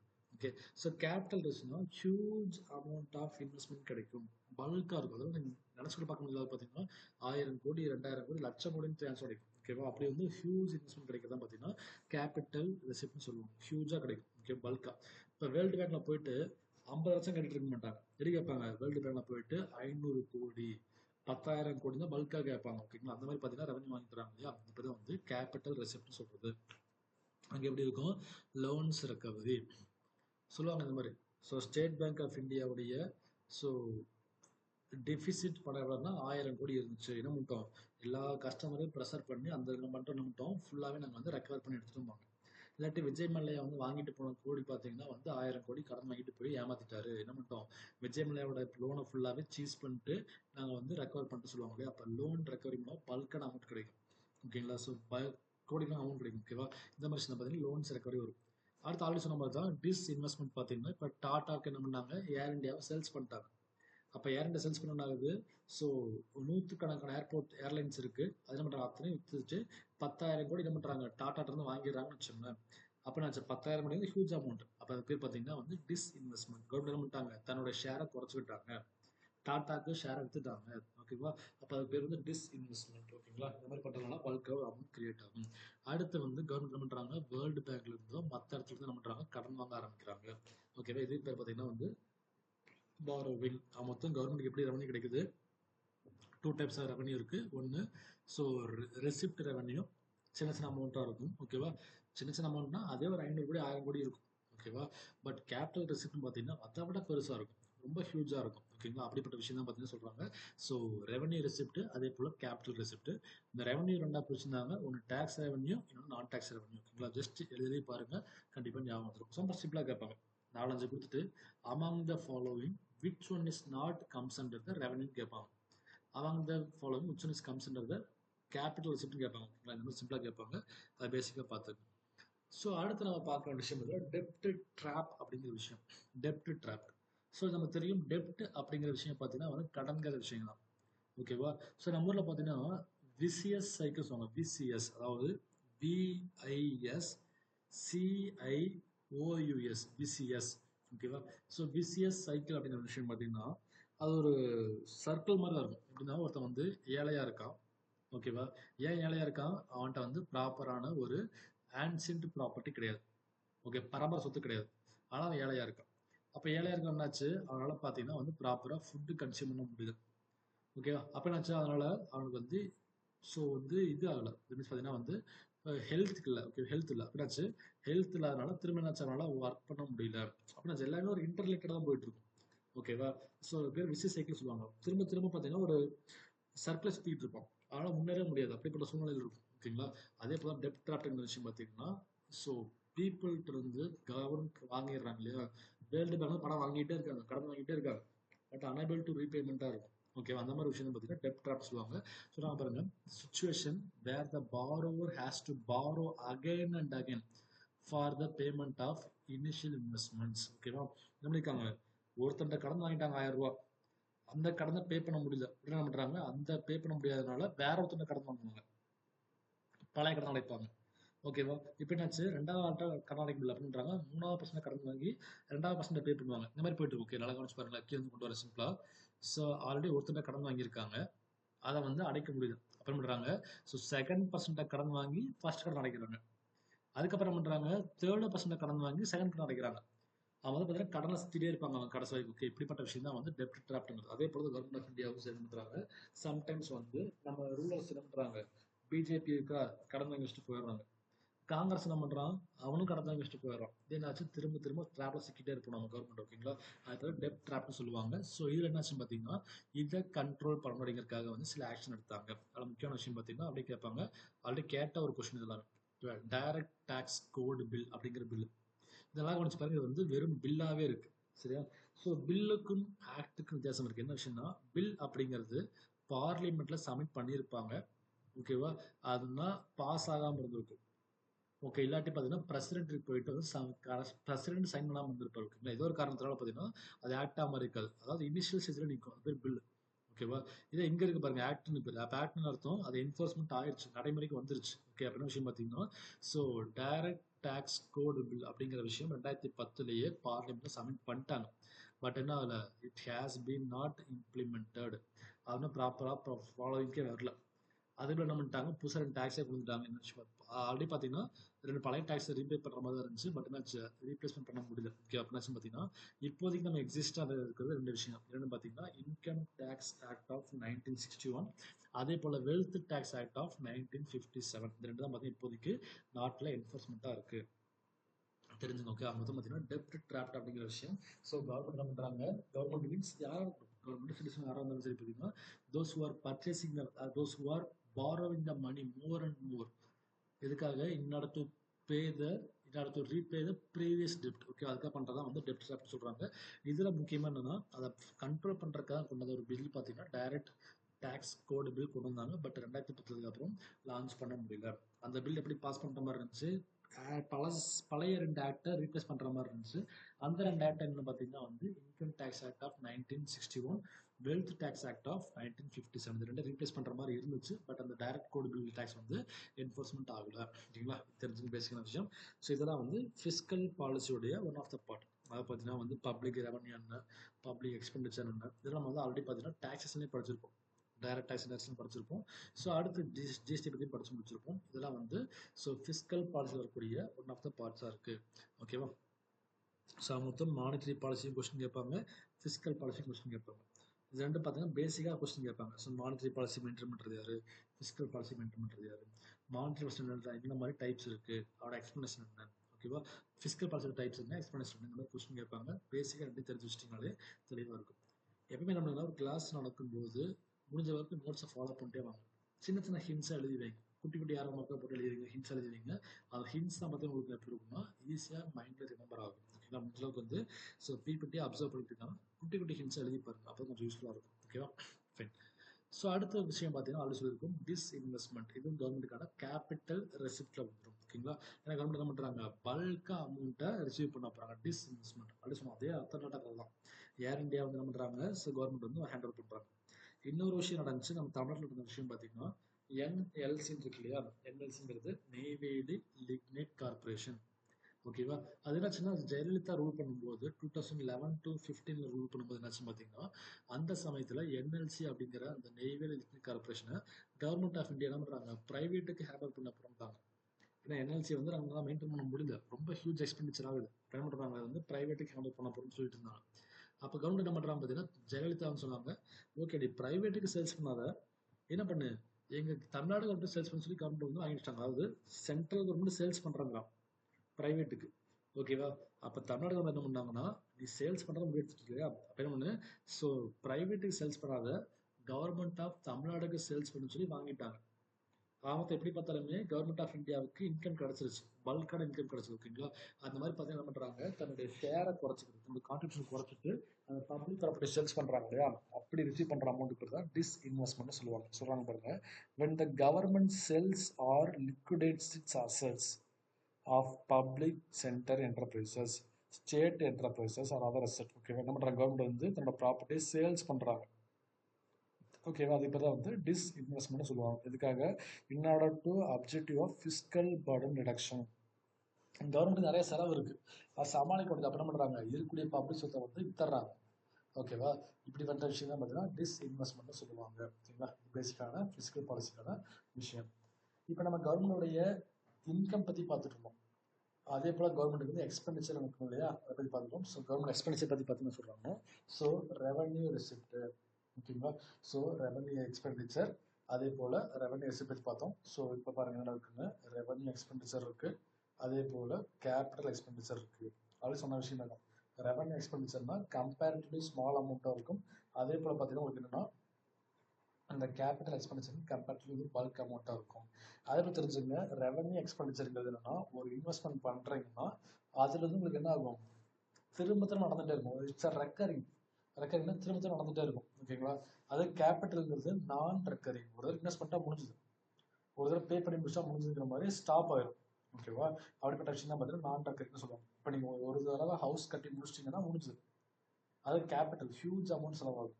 பட் என்ன பண்ணுவீங்க, கிச்சனில் போயிட்டு ரெகுலராக சமைச்சு தான் நம்ம சாப்பிட்றதுக்கு. ஓகேவா? ரெகுலராக நம்ம இபி பில் கட்டி தான் ஆகணும், ரெகுலராக டேக்ஸ் கட்டி ஆகணும். அது வந்து உங்களுக்கு எப்படி இருக்கும், ஸோ ரெவன்யூ எக்ஸ்பெண்டிச்சராக இருக்கும். ஓகேங்களா? அப்போ ரெக்கரிங்காக இருக்கிறது ரெவன்யூ எக்ஸ்பெண்டிச்சர். நான் ரெக்கரிங் ஒரு தடவை பட்டா முடிச்சுங்கிறது உங்களுக்கு கேபிட்டல் எக்ஸ்பெண்டிச்சராக இருக்கும். ஓகேவா? இப்போ எக்ஸாம்பிள் கொடுத்துருக்காங்க பாருங்க, ரெவன்யூ எக்ஸ்பெண்டிச்சருங்கிறது இட்ஸ் ரெக்கரிங் எக்ஸ்பெண்டிச்சர். திரும்ப திரும்ப நீங்கள் பே பண்ணிகிட்டே இருக்கணும். எப்படிலாம் பே பண்ணுவீங்க, இன்ட்ரெஸ்ட் பே பண்ணிட்டே இருப்பீங்க. லோன் வாங்கிட்டோமா இன்ட்ரெஸ்ட் கட்டிகிட்டே இருப்போம். ஓகேங்களா? மாதம் மாதம் கட்டிட்டு இருப்போம். அதே போல் டிஃபென்ஸ் எக்ஸ்பென்சஸ், ராணுவத்துக்கு பாதுகாப்பு செலவு பண்ணுறாங்க இல்லையா, அது மாதம் மாதம் சம்பளம் கொடுத்தாகணும். புதுசாக ஃப்ளைட் வாங்கி ஆகணும். நேற்று கூட பார்த்தீங்கன்னா அமெரிக்காவோட பண்ணியிருக்காங்க டீலிங் பண்ணி. ஓகேவா? அமெரிக்காவோட F-35 அப்படிங்கிற வெரைட்டியை வந்து அந்த ஏரோப்ளைனை வந்து புதுசாக பர்ச்சேஸ் பண்ணுறதுக்கு டீலாக சைன் பண்ணியிருக்காங்க முந்தானத்து. ஓகேங்களா? அப்படின்னா எக்ஸ்பெண்டிச்சர் டிஃபென்ஸை வந்து நம்ம அப்கிரேட் பண்ணிட்டே இருக்கணும், சேலரி வந்து ப்ராப்பராக ப்ரொவைட் பண்ணிட்டே இருக்கணும். இதெல்லாம் நிறைய விஷயங்கள் இருக்குது. அதே பார்த்தீங்கன்னா salaries to the government employees. ஓகேங்களா? இது வந்து ஒரு பெரிய விஷயம். ஸோ வந்து salaries to the government employees அப்படிங்கிற விஷயம் இருக்கு. அடுத்து பார்த்தீங்கன்னா இதெல்லாம் வந்து எக்ஸாம்பிள்ஸ். ஓகே, அடுத்து கேபிட்டல் எக்ஸ்பெண்டிச்சருங்கிறப்ப இட்ஸ் அ நான் recurring expenditure. Okay, capital expenditure வந்து நான் ரெக்கரிங், திரும்ப திரும்ப பண்ண தேவையில்ல, ஒரு தடவை பண்ணி முடிச்சா முடிஞ்சது. Okay, for example loan repayment.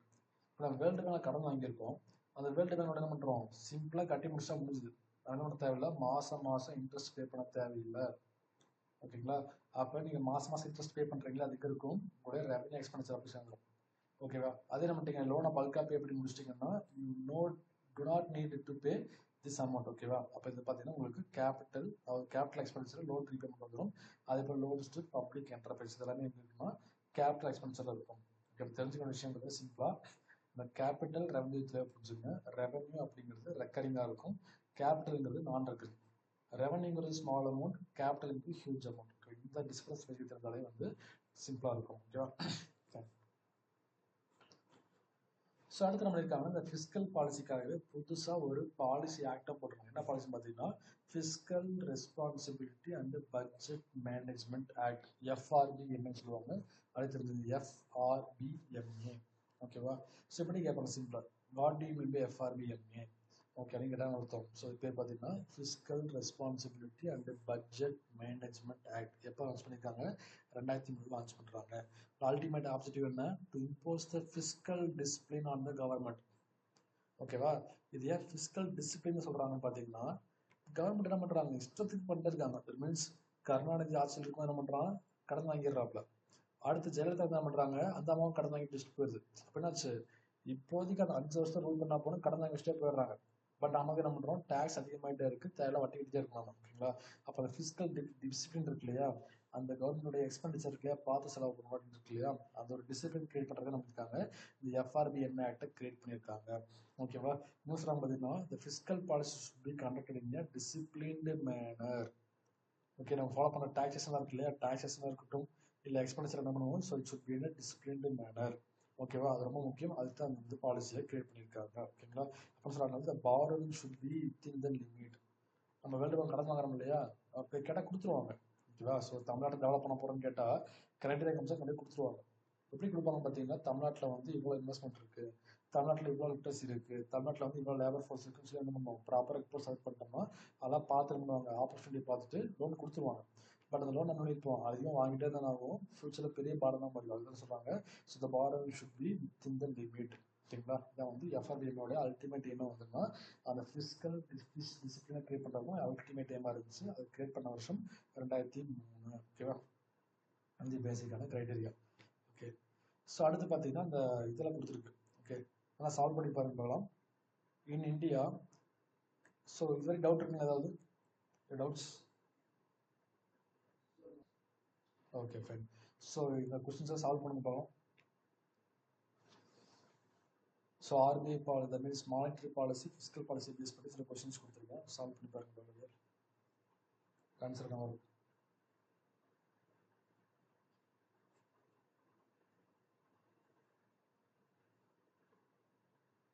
So அதாவது இந்தியாவில் பார்த்தீங்கன்னா கரன்சி நோட்ஸை வந்து என்ன பண்ணுறாங்க, ஆர்பிஐ பிரிண்ட் பண்ணுறாங்க. ஓகே ஓகே, வேணா நம்ம அதே பார்த்துருப்போம். ரோல் ஆஃப் ஆர்பிஐல பற்றி பார்க்கும்போது bankers to the government, they are the custodian of foreign சொன்னால் படிச்சு முடிச்சுப்போம். அதையும் சொல்லியிருப்பாங்க. பிரிண்டிங் ஆஃப் கரன்சி அப்படிங்கிற விஷயமும் கொடுத்துருப்பாங்க, படித்தோம். ஓகேங்களா? இப்போ கவனிச்சு என்ன சொல்கிறாங்கன்னா, so Reserve Bank of India என்ன பண்ணுறாங்க, கரன்சியை பிரிண்ட் பண்ணுறாங்க. பட் அந்த ₹1 காயின்ஸ் இருக்கு இல்லையா, காயின்ஸ் பெரும்பாலும் பார்த்தீங்கன்னா யார் பிரிண்ட் பண்ணாங்கிறாங்க, இந்த coins are printed by the ministry of finance. First answer வந்து மினிஸ்ட்ரி ஆஃப் ஃபினான்ஸுங்கெல்லாம். ஓகேவா? அதே போல் இப்போ நம்ம ரூபாய் நோட் யூஸ் பண்ணுறோம் இல்லையா, ரூபாயில் ஒரு சிம்பிள் இருக்கும், தட் மீன்ஸ் ஆர் மாதிரி போட்டிருப்பாங்க. ஓகேவா? ஸோ ஆக்சுவலாக சான்ஸ்கிரிட்டில் வந்து ருப்பியான்னு சொல்லுவாங்க, ஹிந்திலையும் ருப்பியான்னு சொல்லுவாங்க. ஓகேவா? நாம என்ன பண்ணுறோம், ரூபாய்ன்னு சொல்கிறோம் இல்லையா, அந்த ருப்பியாவை மீன் பண்ணுறது தான் வந்து ஆர் மாதிரி போட்டு மேலேயும் சென்டரில் கோடு போட்டிருப்பாங்க. அதை இந்தியாவுடைய ருப்பி சிம்பிள். அதை யார் கிரியேட் பண்ணுறாங்க பார்த்தீங்கன்னா வந்து யாராக இருப்பாங்க, 2010 கிரியேட் பண்ணாங்க இது ஆக்சுவலாக. சூப்பர். ஆக்சுவலாக உதயகுமார் வந்து கிரியேட் பண்ண ஒரு விஷயம் தான் வந்து இந்த ருப்பியா அப்படிங்கிற சிம்பிள். சூப்பர். ஸோ அடுத்த விஷயம் பார்த்தீங்கன்னா வந்து இதில் ஆல்ரெடி கேட்ட சில கொஸ்டின்ஸ், அதெல்லாம் அப்போதைக்கு கரண்ட் அஃபேர்ஸ் தான் இருந்துச்சு. ஓகேங்களா? அதெல்லாம் கேட்டிருந்த கொஸ்டின்ஸ் எல்லாமே அது ரொம்ப சிம்பிளான கொஸ்டின் தான். ஆர்பிஐ ஹெட் குவார்ட்டர்ஸ் எங்கே இருக்குன்னு பார்த்தீங்கன்னா, ஸோ நமக்கு இயர்லியர் எங்கே இருந்துச்சுங்க, ஆர்பிஐ எப்போ ஆரம்பிச்சாங்க?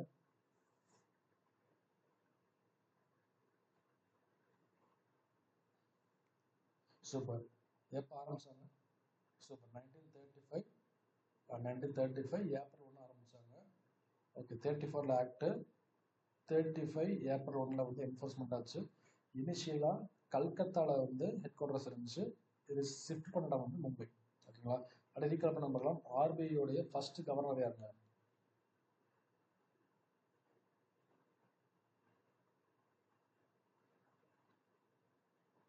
Sir Osborne Smith. ஓகேங்களா? ஆர்பிஐயோடைய ஃபர்ஸ்ட் இந்தியன் கவர்னர் யாருங்க? சி.டி. தேஷ்முக். ஓகேவா? So which person was the RBI governor and became the Prime Minister of India?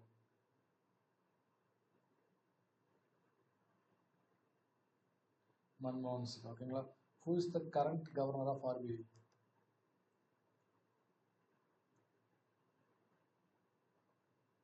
Sanjay Malhotra. ஓகேங்களா? இந்த மாதிரி பார்த்தீங்கன்னா ஜஸ்ட் அப்படியே பண்ணிட்டே வாங்க, ஈஸியாக இருக்கும். ஸோ அடுத்த கொஸ்டின் என்ன எடுத்துக்காங்கன்னா, ஆர்பிஐ வந்து எப்போ ஆரம்பிச்சாங்கன்னா 1 ஏப்ரல் 1935 ஆரம்பிச்சிருக்காங்க. ஸோ அதே போல் ரீகால் பண்ண போகலாம். ஆர்பிஐ ஆரம்பிக்கிறதுக்கு ஓகேவா, ஸோ ஒரு புக்கை ரெஃபர் பண்ணியிருப்பாங்க, அம்பேத்கருடைய புக்கை ரெஃபர் பண்ணியிருப்பாங்க. அந்த புக்கோட பேர் என்னங்க?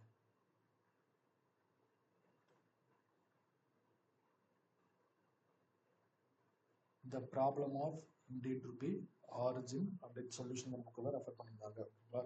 ஆனால் ஆல்ரெடி கேட்ட சில கொஸ்டின்ஸ் தான் பேசிக்காக பார்த்துங்க. அதே போல் ஆர்பிஐ நேஷனலைஸ் பண்ண வருஷம் இருக்குங்க.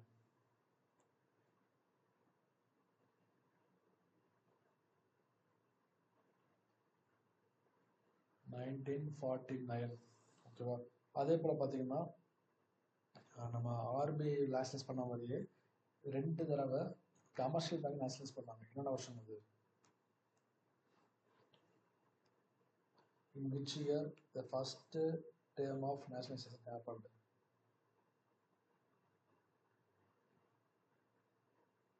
1969. ஓகேவா? ஜூலை 19. ஸோ இப்போ 69ல் வந்து 14 பேங்க்ஸு, அதே போல் 80ஸ்ல வந்து 6 பேங்க்ஸை நேஷனலைஸ் பண்ணாங்க. ஓகேங்களா? ஸோ இந்த பேசிக்கான விஷயங்களை தெரிஞ்சுங்க, அப்படியே கொஸ்டின்ஸ் கேட்பாங்க. இங்கே பாருங்க, ஆர்பிஐ கவர்னர் ரெஸ்பெக்ட் இந்த கொஸ்டின் கேட்டிருக்காங்க. அடுத்து கீழே ஃபாலோ பண்ணுவோம், கடைசி 2வது கொஸ்டின் ஃபாலோ பண்ணுங்க. Which of the following rates are reviewed by the RBI at the time of periodical review of the policy? என்னென்ன மாதிரி பாலிசியை கவர்மெண்ட் ஃபாலோ பண்ணுறோம், ஆர்பிஐ ஃபாலோ பண்ணுறாங்க?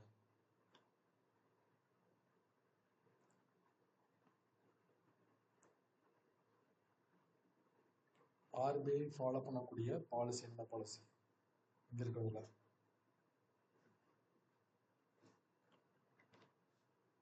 Repo rate only. That means பார்த்தீங்கன்னா ஆப்ஷன் 2 ஒன்லி.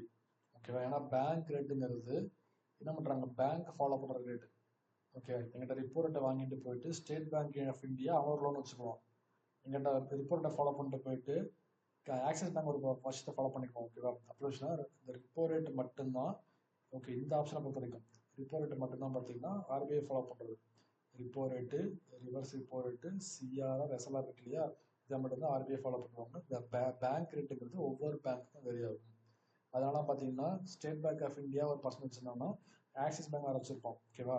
பர்சன்டேஜ் மாற்றிட்டே இருப்பாங்க. அது வந்து bank rate separate பேங்கே மாற்றிக்குவாங்க.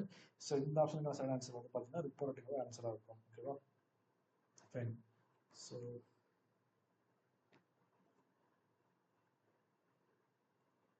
அடுத்தது, ஸோ நான் ரிசர்வ் பேங்க் ஆஃப் இந்தியாவுடைய அக்கௌண்டிங் இயர்னு ஒரு இருக்குங்க, ரொம்ப முக்கியமான விஷயம் ஆக்சுவலாக.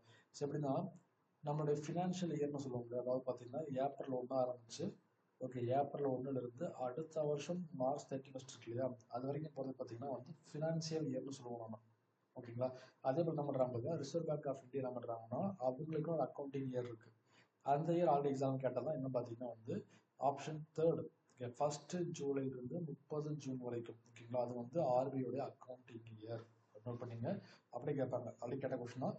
ஸோ ஆர்பிஐயோடைய அக்கௌண்டிங் இயர் பார்த்தீங்கன்னா வந்து பெரும்பாலும் மக்கள் நினைக்கிறது என்னன்னா ஏப்ரல் 1 டு மார்ச் 30 தான் நினைப்பாங்க. பட் அது ரொம்ப தப்பான விஷயம். என்னன்னா வந்து ஆர்பிஐயோட அக்கௌண்டிங் இயர் எதுன்னு பார்த்தீங்கன்னா ஸோ 1 ஜூலைலேருந்து 30th ஜூன் தான் ஆர்பிஐயோடைய அக்கௌண்டிங் இயர். தேர்ட் ஆப்ஷன் தான். ஓகேங்களா?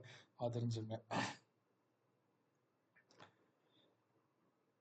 ஸோ அடுத்து வந்து செகண்ட் கொஸ்டின் சால்வ் பண்ணுங்க பார்க்கலாம். ஏன்னா மும்பைலாம் ஓகே எழுதிருவீங்க 1937ங்கிறது. செகண்ட் கொஸ்டின் சால்வ் பண்ணுங்க. அதாவது which of the following is true about the functions performed by RBI. ஆர்பிஐயோடைய ஃபங்க்ஷன்ஸ் என்னென்ன?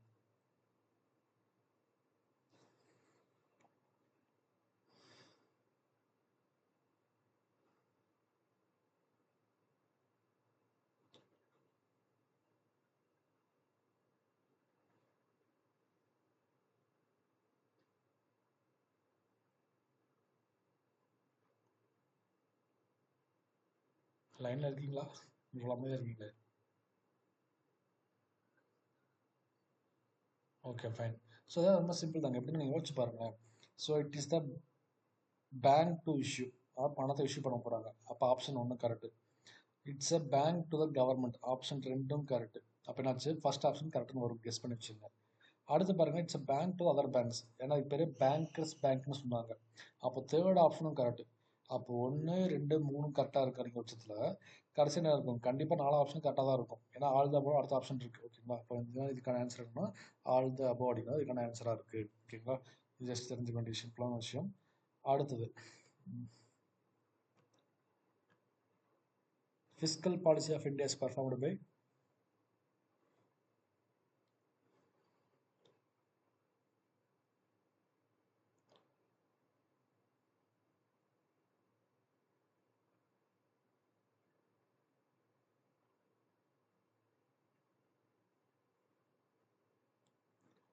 மானிட்டரி பாலிசி ஃபாலோ பண்ணுறது யாருங்க?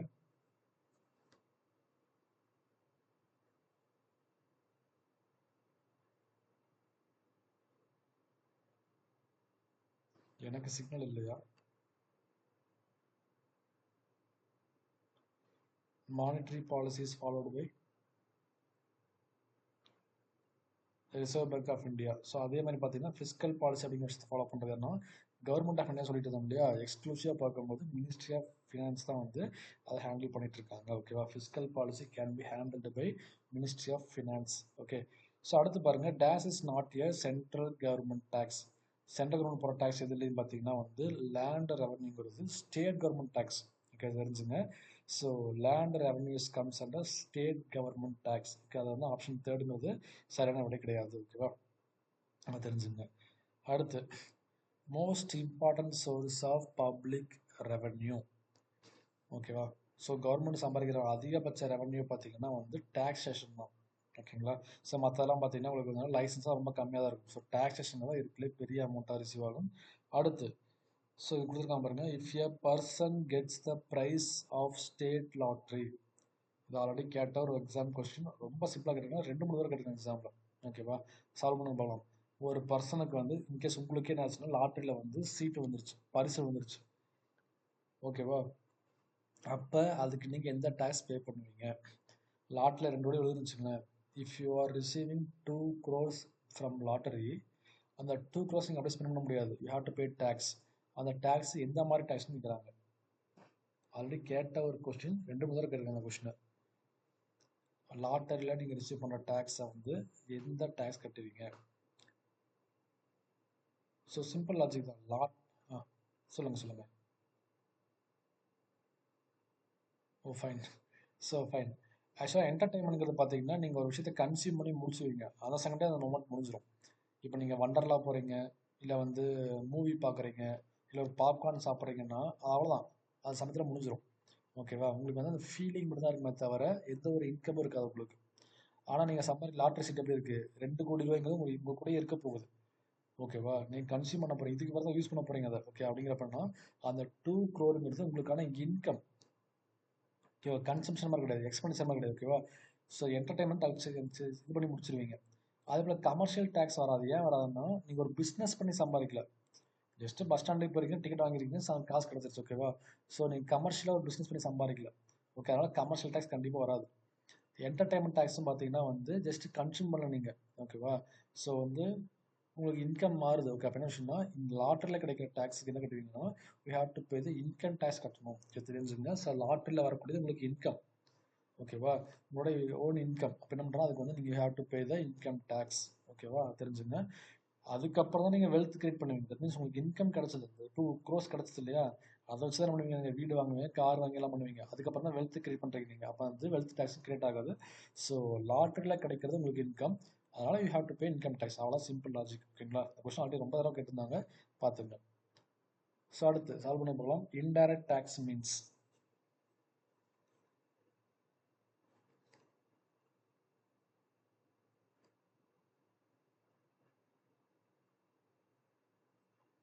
indirect tax. Last option, there is no direct relationship between the taxpayer and government.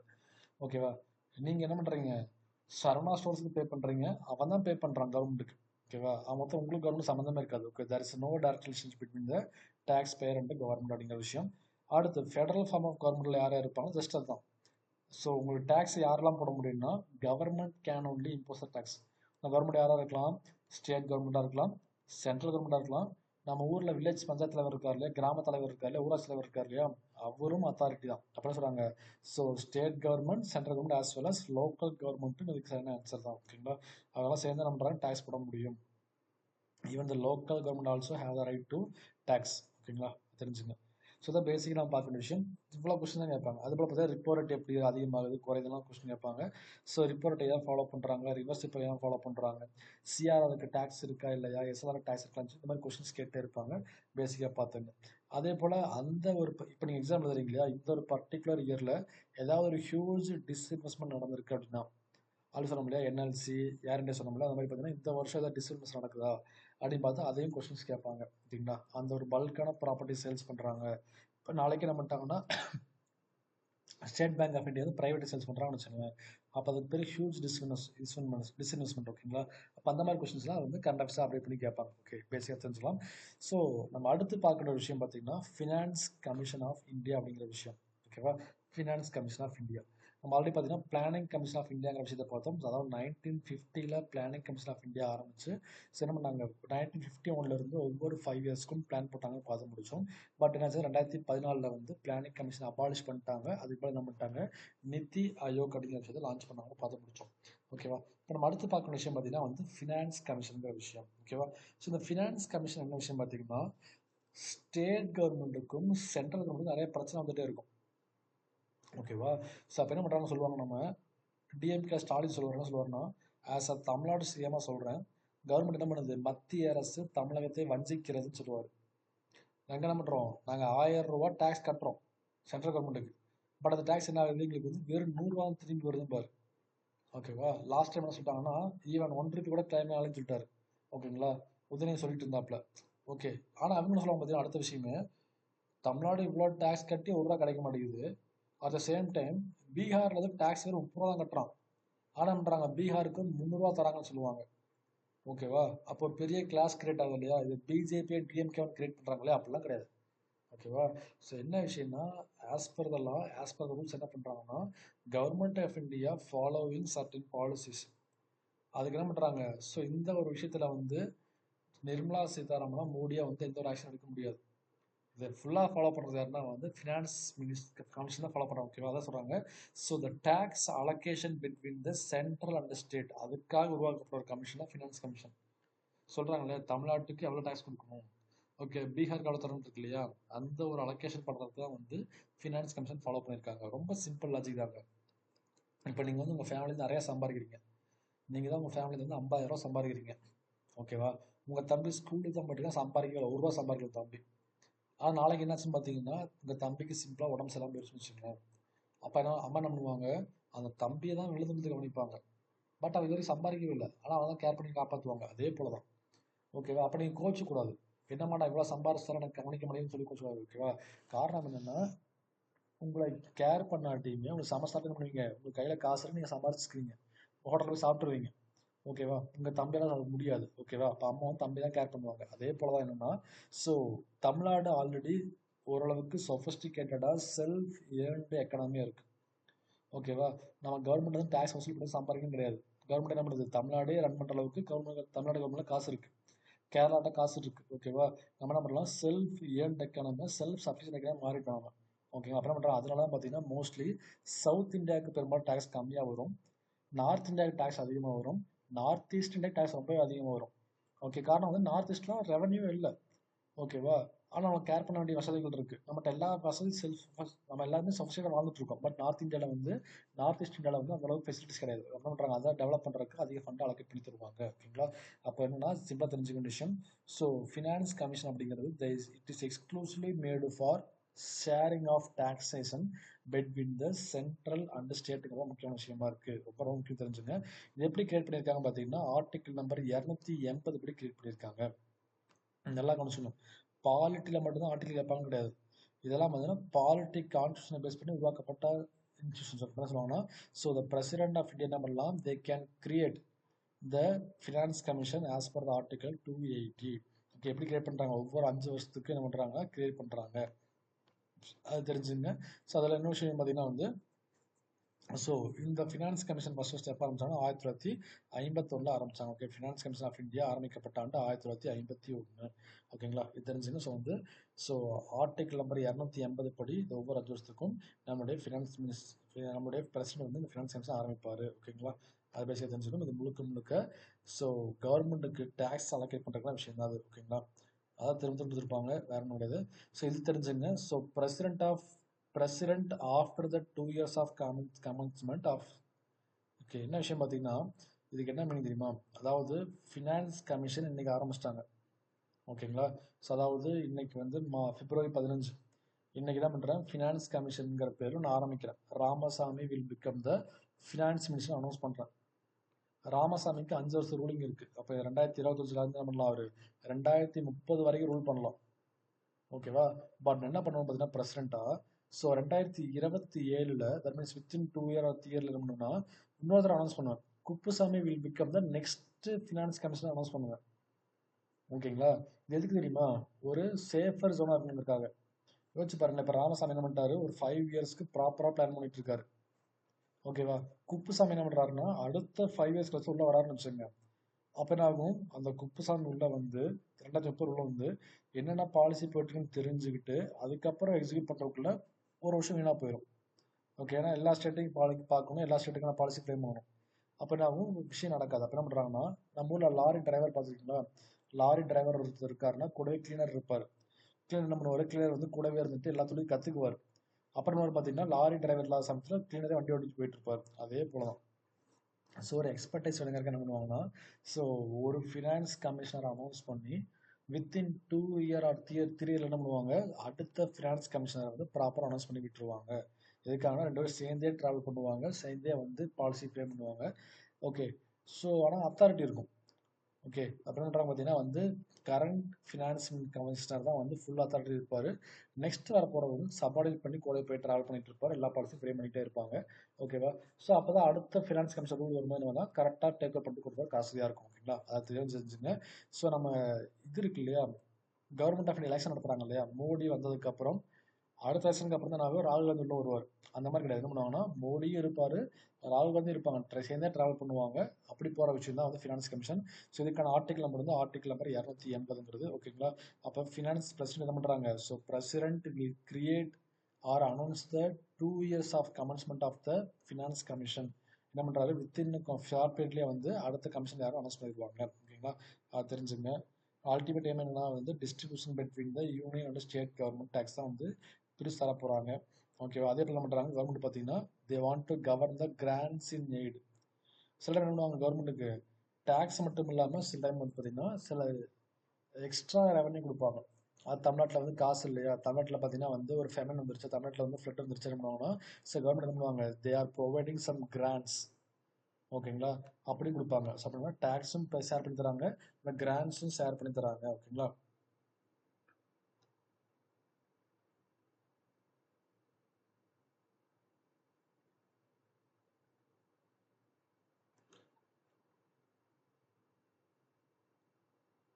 Okay.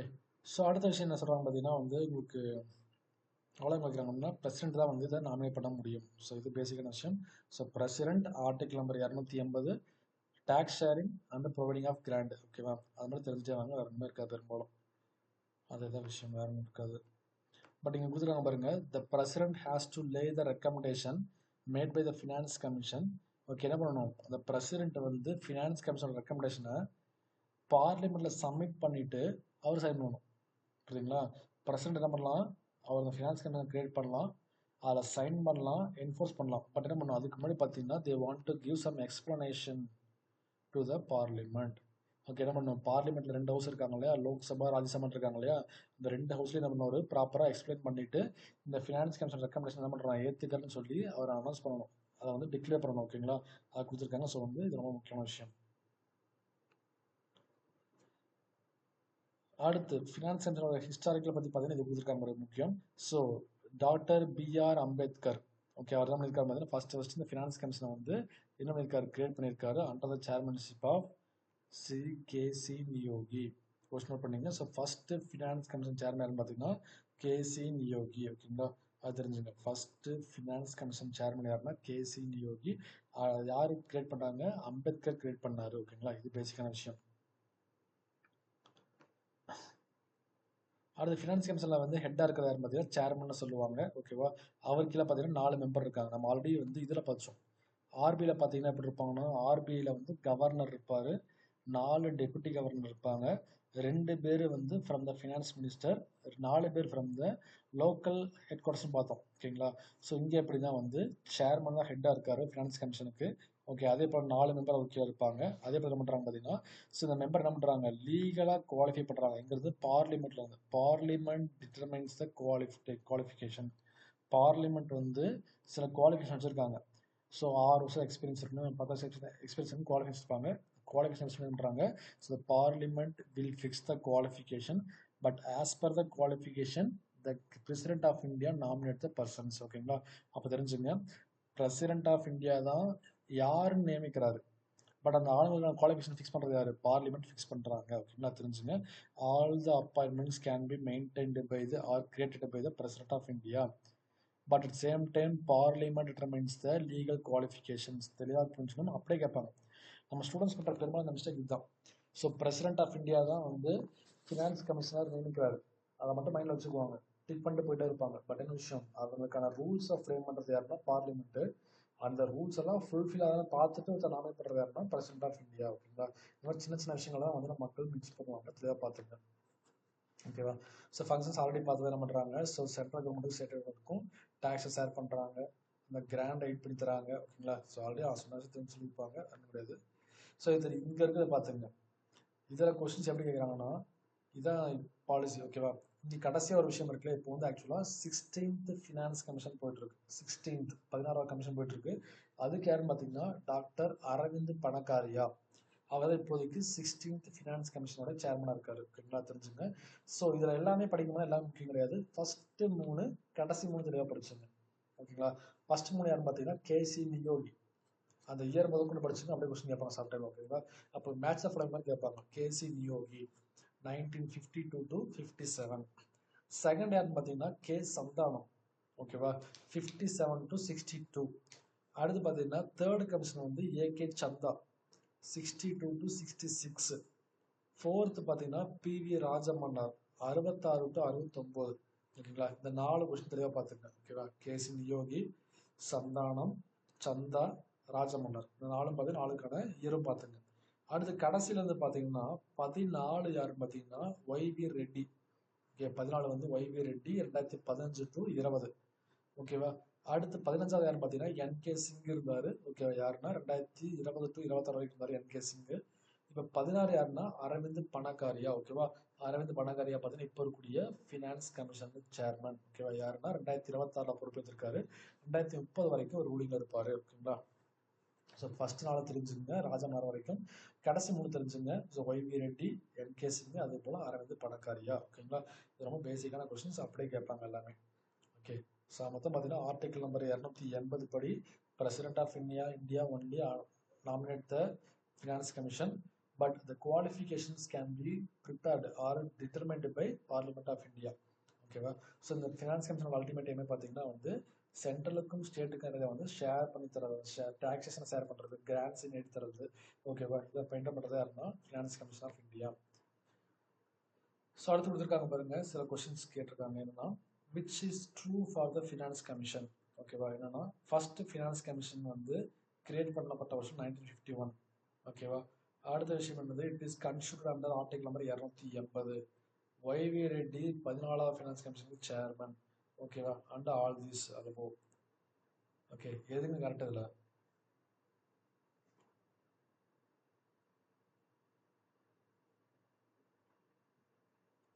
இங்கே நல்லா கவனிங்களேன். First finance கமிஷனுடைய chairman யாருன்னா KC Neogy. But our rule பண்ண வருஷம் வந்து 52 to 57. கவனிச்சுங்க. ஓகேங்களா, ஃபர்ஸ்ட் கமிஷன் வந்து கேசி நியோகி 52 to 57 வந்து அவர் ரூல் பண்ணியிருக்காரு. ஓகேவா, பட் எங்க கொடுத்துருக்காங்க ஃபர்ஸ்ட் கமிஷன் எஸ்டாப்ளிஷ் இருக்காங்க. இது ரெண்டு கரெக்டா தப்பா ஸ்டேட்மெண்ட்? KC Niyogi 52 to 57. ஓகேங்களா, பட் ஃபர்ஸ்ட் ஃபினான்ஸ் கமிஷன் எஸ்டாப்ளிஷ்மெண்ட்டுங்கிறது 51.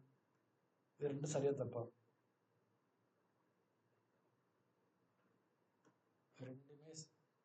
ரெண்டுமே சரிதாங்க. ஆக்சுவலாக என்ன விஷயம்னா ஃபர்ஸ்ட் ஃபினான்ஸ் கமிஷன் அப்படிங்கிறத கவர்மெண்ட் ஆஃப் இந்தியா அப்பாயின் பண்ணுற வருஷம் 51 அப்பாயின் பண்ணிட்டாங்க.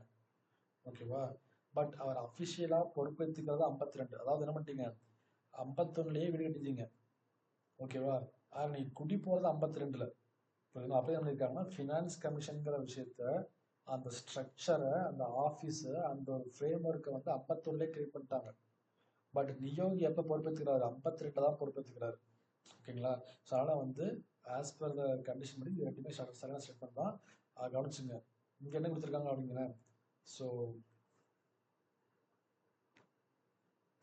கேசி நியோகியோடைய பீரியட் தான் 52 57. ஓகேங்களா, பட் எங்கள் கேட்ட கொஸ்டின் என்னது, ஃபினான்ஸ் கமிஷன் வாஸ் எஸ்டாப்ளிஷ்னு இருக்காங்க. அப்போ இந்த ஸ்டேட்மெண்ட் கரெக்டு தான். ஓகேங்களா, அப்போ ஃபஸ்ட்டு கரெக்டு, ஆர்டிகல் நம்பர் 280 அதுவும் கரெக்டு, தேர்டும் கரெக்ட். ஏன்னா ஒய்வி ரெட்டி தான் 14க்கு, 15க்கு என்கே சிங்க்கு, 16 வந்து பார்த்தீங்கன்னா அரவிந்த் பணக்காரியார். ஸோ எல்லாமே கரெக்டான ஆன்சர் தான். ஓகேங்களா, அந்த டிஃபரன்ஸ் புரியுதுங்களா? ஓகேங்களா, கேசி நியோகின்னு கேட்டால் 52 57 பிகாஸ் அவர் அந்த சேர்மன்.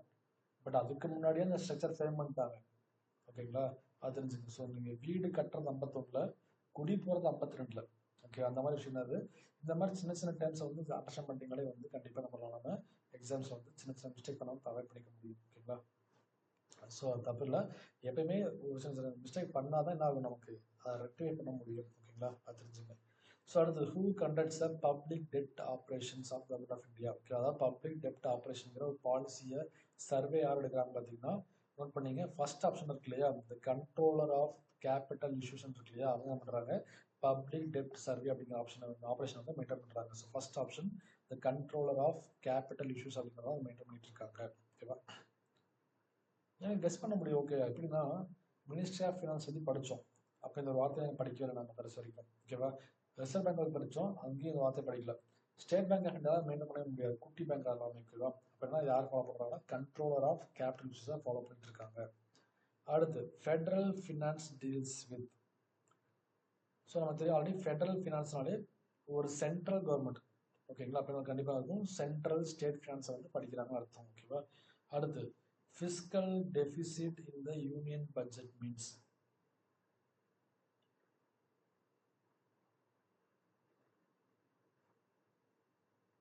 ஸோ ஃபிஸ்கல் டெபிசிட்னா, ஃபிஸ்கல்னா கவர்மெண்ட் அர்த்தம், டெபிசிட்னா பற்றாக்குறை, ஷார்டேஜ்னு அர்த்தம். அப்போ என்ன பண்ணுறோம், ஆப்ஷன் தேர்டு கவனிச்சு பாருங்களேன். The sum of budgetary deficit, பட்ஜெட்டில் துண்டு விழுந்துருச்சு, பட்ஜெட்டில் பணம் பத்தாம போகுது.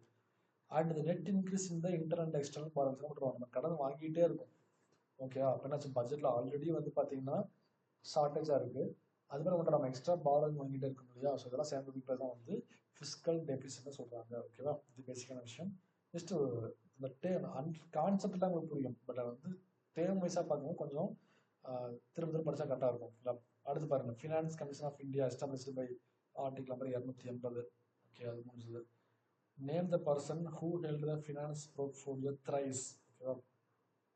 அதாவது ஃபினான்ஸ் மினிஸ்டராக 3 முறை ஆட்சியில் இருந்தது யாருன்னு பார்த்தீங்கன்னா வந்து நம்ம இந்த ஆப்ஷன்ஸ் படி பார்க்கும்போது யாருன்னா வந்து இவங்க தான். ஓகேவா? யாருன்னா வந்து பி. சிதம்பரம் தான் வந்து 3 தடவை ஆப்ஷன் இருந்திருக்காரு. அது தெரிஞ்சுங்க. ஓகே, ஸோ அடுத்து இதை கவனிச்சு பாருங்களேன்.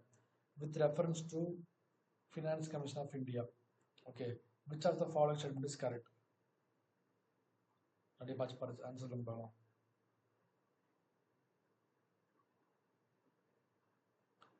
With reference to Finance Commission of India, which are the following statements is correct? It encourages the inflow of foreign capital of infrastructure for development. Second, it facilitates the proper distribution of finance among the public sector bankings, public sector undertakings. Okay, it ensures the transparency in the financial administration.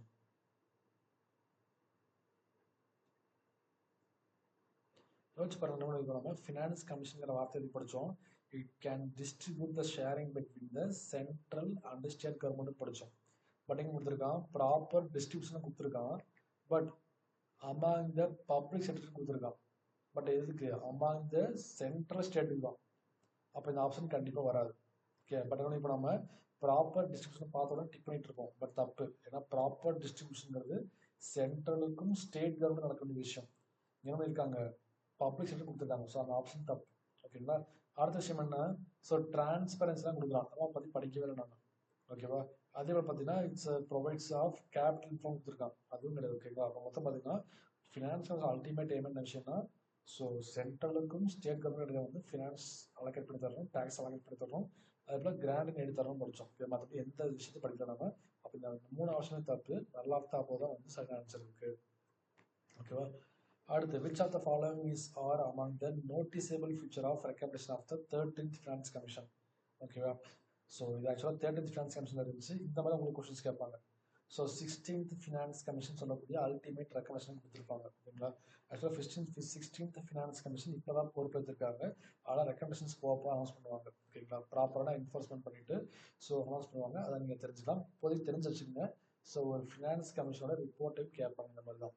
ஓகேவா? 16th finance commission report இருக்குங்க.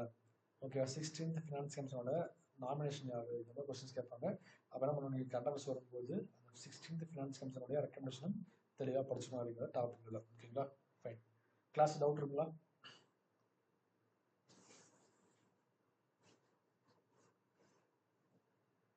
Okay, so ஒரு நல்லா தெளிவாக கவனிச்சுங்க. ஒரு டாப்பிக்கை நீங்கள் எளிமையாக புரிஞ்சுக்கிறது வேற. ஓகே, அட் சேம் டைம் அந்த டாப்பிக்கை வந்து எப்படி கொஸ்டின்ஸ் கேட்பாங்கன்னு புரிஞ்சுக்கிட்டு சென்டென்ஸ் வைஸ் பார்க்கும்போது கொஞ்சம் காம்ப்ளிகேட்டாக இருக்கும். ஓகேங்களா? தட் மீன்ஸ் பார்த்தீங்கன்னா மைண்டில் அண்டர்ஸ்டாண்ட் பண்ணியிருப்பீங்க, கான்செப்ட் ஃபுல்லாக புரிஞ்சிடும். டெக்னிக்கல் டேர்ம்ஸ் பார்க்கும்போது கன்ஃபியூஸாக இருப்பாரு. அதனால பார்த்தீங்கன்னா வந்து ஸோ ரெகுலராக கிளாஸ் நோட்ஸை வந்து படிச்சிருங்க. நோட்ஸ் எடுத்து ஃபஸ்ட் நோட்ஸ் எடுத்தாலே தெளிவாக புரிஞ்சிடும். ஒவ்வொன்றா டவுட் இருந்தால் கேளுங்க. அதே போல் நான் கிளாஸில் டவுட் இருக்குன்னா இன்னைக்கு வந்து கேட்டுருங்க. அது இல்லாட்டி ஃபோன் பண்ணி கேளுங்க, இல்லாட்டி பார்த்தீங்கன்னா வந்து மெசேஜ் பண்ணி கேளுங்க. ஸோ எப்படியாவது இந்த கிளாஸில் டவுட்ஸ் வந்து அன்னைக்கு படிச்சிட்டிங்கன்னா கொஞ்சம் ஈஸியாக இருக்கும். கொஞ்சம் ஓகேங்களா? ஃபாலோ பண்ணிட்டா கொஞ்சம் தெளிவாக இருக்கும். ஓகேவா? ஸோ கிளாஸை வைண்ட் அப் பண்ணிக்கலாம். நாளைக்கு மார்னிங் சந்திப்போம். ஓகேங்களா? Thank you so much. தேங்க்யூ.